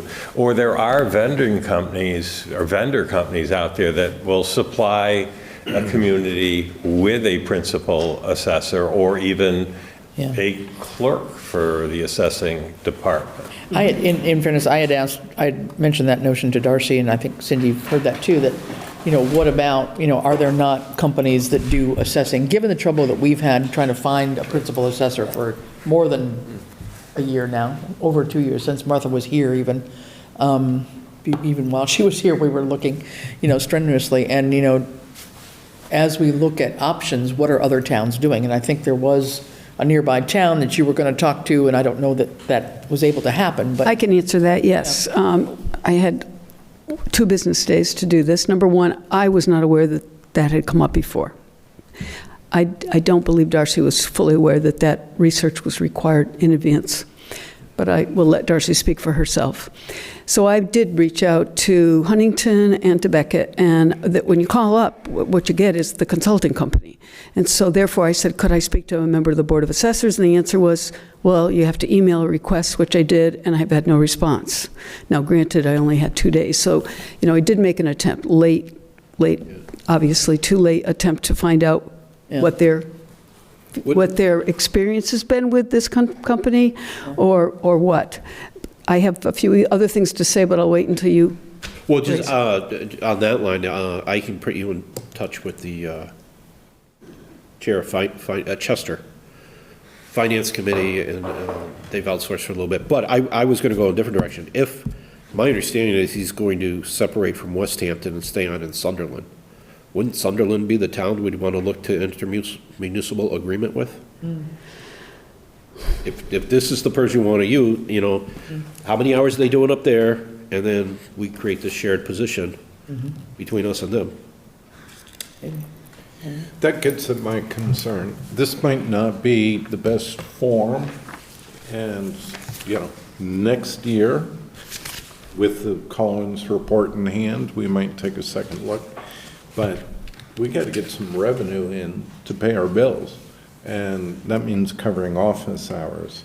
And though a consultant might be signed up in a hurry, the consultant is, only some of them would be sitting in the office and might not be that helpful because they're coming up to speed and they're only a consultant. I'm concerned that we do everything we can to enhance our revenue collection and have stability in town hall. Is it possible to treat this like the other one and have it be temporary? Because this does seem like a temporary what I'm fix. edging up to through the fiscal year. But we're asking this person to leave he is planning to leave a position. That's the different story here, the different tagline is that if we approve this, he's going to resign from one of the other positions. It would be just close by. It would be so much easier if it was actually Southampton. And Westhampton has a nice municipal agreement. Right, but want to choose the municipal agreement based, it's based on up the to him, people obviously. or the person in the situation, but based on what town works out best, makes most sense. And I don't know. I guess honestly, with the comment I had made to Darcy was, and I was trying to put on my cost efficiencies committee hat a little bit too, as we were trying to look at, this has been a tough position for us, along with many others, but health agent and many others. But we keep talking. Is there anything we can do regionally? Is there an outsourcing thing we can do? And what are other towns doing? And I'm sorry if the message didn't come through clear. Maybe it's been around so long that it predates Darcy. It's quite possible. I think we had talked about it at some point in recent months, but I could be wrong. But I guess I'm not in my head anyway, and I have no proof. That's part of the issue I think that I was trying to find is it feels to me like if we had an outsourced firm, that gives us stability. We don't have to be scrambling around to try and find somebody. A firm has got more bandwidth with a staffing component that can fill in the gaps and maybe cover some of the the empty holes that we've had just because of our limited nature. But I didn't know, in my head, it tells me it could be more cost-effective because we're not dealing with benefits, but it may not be. And that's where I guess I was struggling, trying to say, I'd just like to be able to compare. I'm not opposed to the idea, but I'm just feeling like, as an important position that this is, I just would like to understand that we've looked at the other option. Right, so if that's the case, how can we help another Yeah. elected, non-compensated board develop and push out an RFQ? I mean, again, it's not going to be, I'm assuming it's not an area of expertise that board has, no more than we, I mean, we just defer to the TA Right. to kick this off. So if we really want them to go this way, we should help them Yeah. with an RFQ, which you're not bound to, right, versus an RFP. Yeah, RFQ is just a request for quotes, right? You wouldn't have to have a, Request for qualifications. When I originally did this in Beckett, it was actually a request for proposals. Right, but then that binds you, right? Huh? Then you have to deal with it, right? If it's an RFP, don't you have to make an award versus an RFQ? No. All right. so what would be the most likely, so an request for qualifications just gets you the person's qualifications or the entity's qualifications, but not the actual proposal on how they would do the work, though, right? Is that how they would cover us, for example? Correct. But so in this case, it would seem like, because we wouldn't know what we were getting, right? I mean, I think the concern is how many hours per week would that person or that firm, whomever, That's would what you be present That's what you put out in the RFP, in the RFP. what you're looking for. So what is the level of coverage that we would get both in person, remotely? You know, how Right, much and can you then- do teleconferencing, whatever it may be? I mean, Right, so a town our size who's not worried about covering an office, how many hours do you actually need a principal assessor? My guess is it's not full-time. I wouldn't think, but. Right, so that, we'd have to know, that'd be a data point. The rest of it would be, we expect that office to be covered 24/7, so we're looking to the support staff, not 24/7, sorry. But we're, then we're on the support staff to cover it for the 32 hours. Never relying on the contractor to actually hold the desk. Yes, you have to have designated hours that you're here for citizens and all that stuff, but. And just to clarify, I have received a message that the individual is staying in Westhampton but is looking to leave Sunderland. That's correct. I was going to correct that, too. It's the other way around. Okay, well, This is one of the downfalls of live broadcasting, It stops them from actually coming and sitting here in the audience. yeah, really. Well, I don't know, guys, I mean, Make sure that text is part of the public record now. Yeah, I mean. So I'm just going to make an appeal here. I really feel that I need to, again, I'm new, but there has been this tremendous upheaval about how to cover the office and how to get the job done and how to do it well and the value that it brings to the town. And so we've got this individual that's been there greater than 2 years in an interim role, has worked satisfactorily as far as I could assess, maybe a little above satisfactorily, works well with the new staff person, works well with the other members of the town hall as far as I can tell. We recognize there's some things that either have been done by a member of the Board of Assessors, gone out and done certificates of occupancy, and looked at other things, and that's Darcy. She's done it. She's a realtor. She knows a little bit about certain things like that. We have done more to establish what's on the agenda for the Board of Assessors than is generally expected, sure. Because it's important to really stay on top of this. We had Janine, who was absolutely wonderful because she had history there, and she's no longer with us. So there's a learning curve with this new individual who's moving along really quickly, and she's doing well. She also works really well in the office and feels like this is the nicest place, Southampton, which of course it is. We have it right in front of us. We have this opportunity. As you contemplate other ways to be cost-effective and get the job done for the benefit of Southampton, which is me, I'm all for it, I really propose that you support what we've put before you now, and we hire this person, whether you hire, or you agree to a temporary thing or something, or we somehow say, you know, over a course of time, this is going to be looked at. That's all I can say right now. And I'm not saying that for us, I'm saying it for the town, because we need to send people out to do some of these things. We've got a whole bunch of things. We've got plans for how to work with Dave to remind him of these things that he could never get to before. So, can I say anything else? No. So this is being proposed at 24 hours instead of the full-time that was advertised, right? This seems like a temporary solution. I mean, yeah. And then reassess where we are. Well, we're filling this form out as if we're putting this person into the principal assessor's role, not as just as a temporary fix, as a new role for them. So.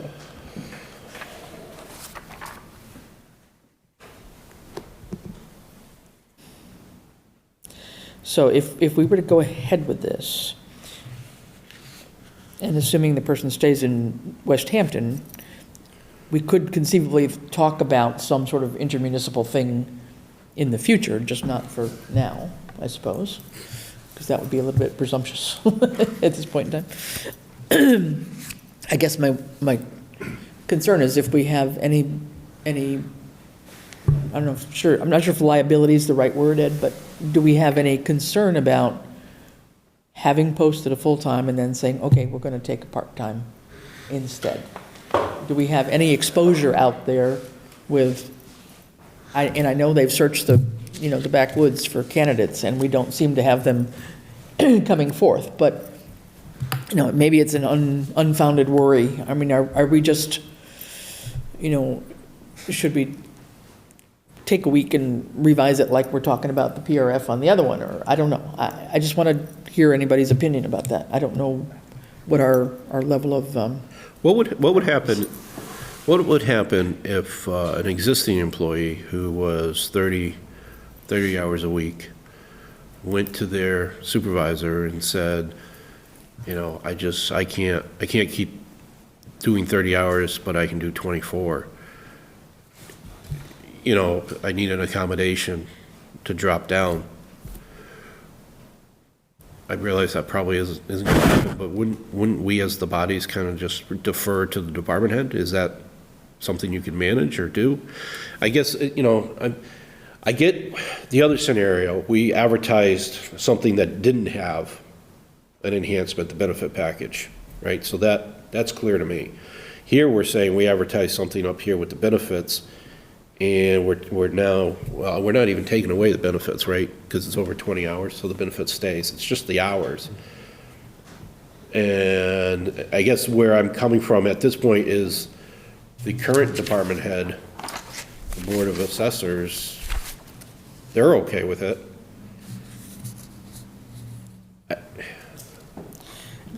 I don't know. Just to be clear, the current person is working 15 hours, is that? Well, that's the... It says. In his interim role, he's been working between 12 and 15 hours a week. Interim. Okay. Yeah. So we're essentially almost doubling that time to 24 hours. So say it's 15 hours that he's working now. So we're going an extra 9 hours a week with benefits versus going 31 hours a week with benefits. So we're saving 7 hours of benefits, right? But, correct, Weird but way to look at it. are we, well, it's compensation, right? The Compensation, I know, benefits are still yeah, gonna cost the same. exactly. But are we still getting, are we getting the same amount, is the adequate amount of work gonna be done? Right, in 24 hours. Now say is a shorter period of time. Why did we advertise it at 31 hours if we think the job can be done now? Because we've increased the admin We've assistant? increased the admin person. The admin person has been able to, and is anticipated to be able to even do more as she approaches, full orientation. I think we've got a good situation here. That's kind of where I'm at. And, I think other small towns look out for another consulting company. I think this one's called Regional Resources Group, because they don't have any options, but we have this option right before us. Now, you mentioned Beckett. So did you have an outside source when you were in Beckett? Was that outsourced It was this position at the group? time? The vendor she just named, because of the stability with it and the quality of the principal assessor that you could get through that vending company. Did you have anybody else? Well-trained, experienced, and if they leave that company or move on, there's another one that's well-trained that comes right in. How do we explore that option? You put out an RFP. Yeah, I mean, that's what, you've got to get a proposal in on that one. That's what's going to take time. So, I don't know, guys. Doesn't take all that long. I had given a previous board of assessors the actual template that was used in Beckett. All you got to do is change what you're looking for and put it in there, put it out. So I hear Dan loud and clear. I think I hear Chris's Hesitancy. fence line. I mean, So even if we force a vote, it sounds like it might go 50-50. So do we want to pause on this for 2 weeks? But put it on our agenda, our regular agenda for the next 2-week select board meeting. So we've got 2 but weeks. what's got to be done in the meantime? What would change? Yeah. Well, if Ed has conversation with the assessors and then is one over, like, no, we don't want to, I'm assuming at that point we'll be told, we've now explored the RFP and we're either all in agreement or all against. Yep. And then that will, perhaps we just permanently be done with it. So- We just give if we kill it, Yeah, no, I know. then nothing can be done. Right, We're no, basically a stay of execution for 2 weeks.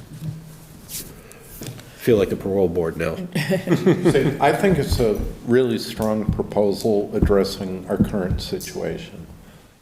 The defect around the prior posting and this not being quite the same, I think is a minor error as to form. I don't feel the liability around that. I do take very seriously the question, what gives us long-term stability? Yeah. And so, in order to explore that, a couple of weeks to consider, I'd be okay with that. But I know we've got to staff this. No, I don't disagree on that. So I just- I'll move we table it for 2 weeks. Okay. And then we can get some feedback and that will drive our, Could we, and while you're doing that, I'd like to have a definition of explore. Explore, what is that really? What we what's going to expect for happen in the next 2 steps. weeks? So, I guess I would expect within the next 2 weeks, if it's at least Darcy, if not, multiple members of the assessors board. Yeah, get together with the TA for 15 or 20 minutes and just go over what I'm sure he already shared with the prior chair of the assessors. Because that's who got it when it all started, was, Arnold. Vivek. And then see if they reach an agreement. Because again, on this particular case, Ed, when you're doing an RFP for services, is there the mandatory 30-day posting period and all that? Or you write up the document, you send it out? You do. I mean, usually you would give it somewhere around, just like doing a construction contract or anything else, you would give it probably about a month to have people see it and respond to it. Right. So I guess what I would want about development is I'd want confirmation that the RFP was issued. Mm-hmm. That everybody got together, they thought about it, they all blessed it and signed off on it, because you're going to need the Board of Assessors to agree to this. And if they did, issue the RFP, and then we'll just get a copy of what went out. And then we know it's in process and going. If not, then we probably have to act on this to maintain stability in the office. And is there a way to get the RFP out to interested parties, like this firm you were mentioning? Or, I mean, does this go out on the whole combis thing and all that craziness? Correct. But you can also send them an email and say, hey, Yeah, you can take a look at this. And you let certain companies know that it's available. Amplify. Yeah. Right. I see, okay. The Board of Assessors is meeting Thursday night at 7. Okay. So that's one idea. If the Board of Assessors had a discussion with Ed to talk about maybe the pros and cons or whatever, what an RFP would look like, is that what you're saying? Pretty much? Well, my guess, yeah, I would just, what Ed already suggested is plagiarize the Beckett one that they already have. Yeah. But I can't plagiarize something I wrote. There you go then, even better. He'll have a draft by Thursday night for consideration. But but there's nothing that says the Board of Assessors is going to agree with some of our machinations here. So if they don't, and they say, no, we don't want to do the RFP, we want to stick with this, then we take it back up again, the way On it that is. Tuesday. Without redoing the PRF, keeping the PRF. the way Well, it is. then we'll continue our discussion. Does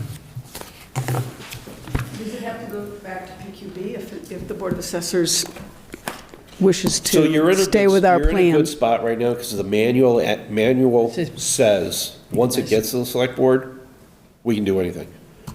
We can accept Okay. PPB's recommendation, we can deny it, or we can modify it on the fly. If we kill it, then it's got to start the whole process over again. All over again, yeah. Definitely do not want to do that. And nothing says that PQB couldn't also have a special meeting or something if they needed to. Could. Only takes 3 out of 5 of us to be there. Exactly. Yeah. Thank you. So would you be willing to meet with the assessors on Thursday night then? If they're I'm not available Thursday night. Not available, okay, so there's. Would you be willing to meet with a member of the Board of Assessors prior to that during office hours? Absolutely. Good, okay. All right, so, well, I think we need some level of emotion here somehow. I move the table for 2 weeks. Okay, motion on the floor by John. Do we have a second to that? Was that a second? Second. Dan, second? What specifically are we tabling? Anything to do with the principal assessor, Principal assessor, thank you. Okay, so table it for 2 weeks. CRF and the PCF. Okay, all right. Thank you. I have a motion, okay. Yes, and a second, so all those in favor? Aye. Aye. All right. Any further motion to We- come? There was one more on there, wasn't there? Period. I lost my agenda. I mean, tax bills are due in 2 days, and I'm sweating it. I want to make sure there's someone there to receive my check. That would be the collector treasurer's office and not the assessor's office. They've already done that work. Yeah. Treasurer's got the bulk of the work now. Duly noted. Collect So all now we Apologies. have a PCF for Council on Aging. Kate DeSanto, COA, increased hours. All right, and that was, where's my page here? Oh, goodness. This is a temporary increase that is related to the service incentive grant, which provides the outreach worker with 6 additional hours a week until the end of June. So this would only run for the remainder of this fiscal year. Okay. Right, it's to, It's tied to the they grant. did receive a grant, and so this is to cover those hours that the individual will be working for that grant. So it's tied to the grant period, which is the end of June. Is that Yep. a second? Second, okay. Motion by John, second by And Dan. then I would probably suggest you do the same thing PPB did and approve this pending it receiving the actual department head signature. Oh, yeah, it's just been out, okay. Yes, and then we approved it to the end of the fiscal year, not the 12 weeks that they were requesting. Right. So we don't have to go through this again. Okay. All right, all those in favor? Aye. Aye. Okay, motion passed.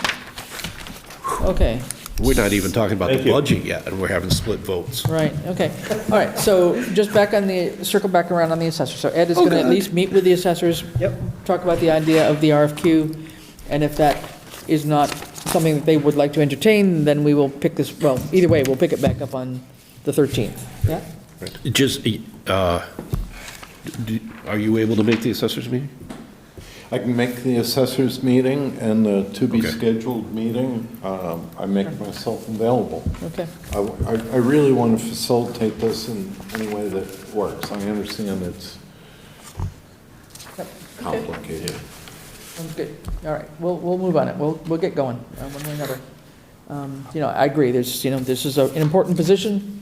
You know, I just want to do it the right way, but maybe I'm being too picky about it. So, anyway, okay, let's go into some warrants. Stephen, you got the magical list of warrants here.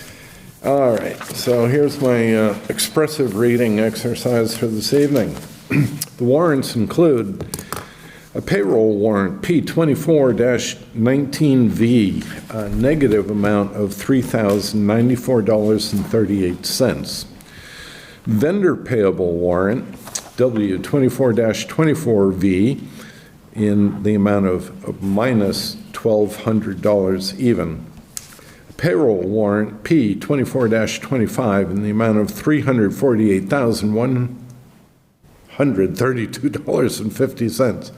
A payroll deduction warrant, PD 24-25, in the amount of $59,093.17. Payroll deduction warrant with retirement, PD 24-25A, $173,405.02. Vendor payable warrant, W24-26, in the amount of $210,526.55. Vendor payable warrant, W24-26A, $26,169.50. Payroll warrant, P24-27, $327,391.68. Vendor payable warrant, W24-28, $189,633.52. Payroll warrant, P24-29, $334,440.54. Payroll deduction warrant, PD 24-29, $53,969.08. Payroll deduction with retirement, PD 24-29A, $174,896.55. And finally, a vendor payable warrant, W24-30, in the amount of $155,008.72. All right. Second? Yeah, all right. I have a comment on one. I had asked Ed on one expense that I noted for the dog control that was like over $1,000, which I thought. Dog control, that was a that I thought was treacherous dog. Quite large, but you want to share the answer on that one? I think it was something about dog tags and I don't remember. and our fee on the dog control. I do not remember talking to you about You dog sent me control at all. You sent me a text or an email. Our quarterly assessment. Quarterly, to it's under Westfield dog control on the warrant. Yeah, I know. I'm giving you a hard time, Chris. Too late for hard times. Yeah, our quarterly assessment is $933.60. That particular invoice has the quarterly assessment on it. Got it. Thank you. Okay, that was per our contract with the. That's good. That's what I generally ask Bradley so about. that's This fine. one is new. So these are things. The one thing I just will make an observation on, and I guess it's the way it is, but as of payroll warrant 2427, which is starting with the January 4th date, we now just see the account description on payroll. We see no names anymore of any of the payees. That's just the way they're It's running it. because the way Harper's report is right now or whatever. Oh. So this is our new, our new Harper's. How many pages do you want? Here's the short. We want to know the employees, which is what we've always been getting. Well, here's the short story, is because we wanted them to do the W-2s and everything, the payroll's a calendar year. Right. Because of the W-2s, Sure. whatever. So we have brought Harper's in to do that portion. It'll be integrated with Vadar on July 1st because the financial software does a fiscal year. Yeah. So right now, the module of Harper's does not talk to SoftWrite, our current financial software. So there are pieces that actually are transgressed and hand Transcribed. hand transcribed into the software. And who's doing that? Bradley? Our town accountant. Another reason why we need a town accountant assistant. That seems like a lot of extra work for the town accountant. I totally agree. Having payroll transition asynchronous with the financial software is proving difficult. Well, but it needed to happen in terms of the fiscal year Absolutely, W-2s, yes. for sure. Yeah. And the, Yeah. I do see payroll by individual when I'm approving a warrant. It is provided, it's in here. Well, you see their timesheets, but you don't see. the timesheets, The warrant doesn't have these anymore. It's just, There are backup reports for no, the no, warrant. I know. So not just the individual department submissions, but the summaries. Right, Yeah.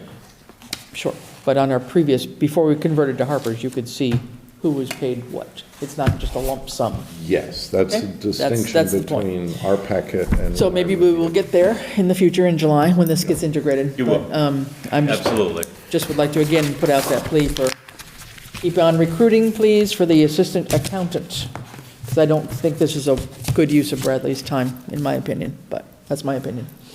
Moving forward, I think we have e-media contract, the last kind of item on the agenda. I think we're ready to Sign. Yes, sign that. as, at the chair's direction, I took the current contract and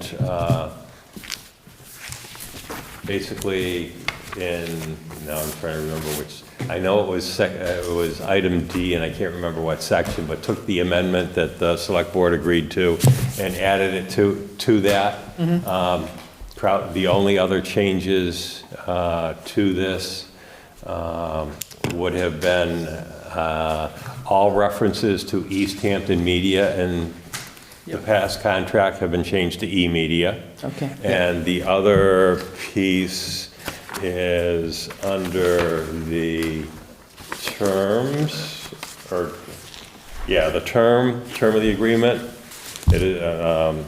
That was changed so that it reads what the term of this one is. This agreement shall be for a period of 3 years, beginning on May 26, 2023, and expiring on May 25th, 2026. Okay. Anybody have any questions on that? It was just a paragraph or two that we had agreed on with e-media and just changing the dates so that we've got this in here. But what we had before from e-media was just the paragraph, and it was important, I think, to put it back into the context of the entire contract per se. All right, so with that, could I have a motion to approve? And authorize the chair to sign. And authorize on me to behalf of the sign select this, board. I guess, yeah. Could I have So a motion? moved. All right.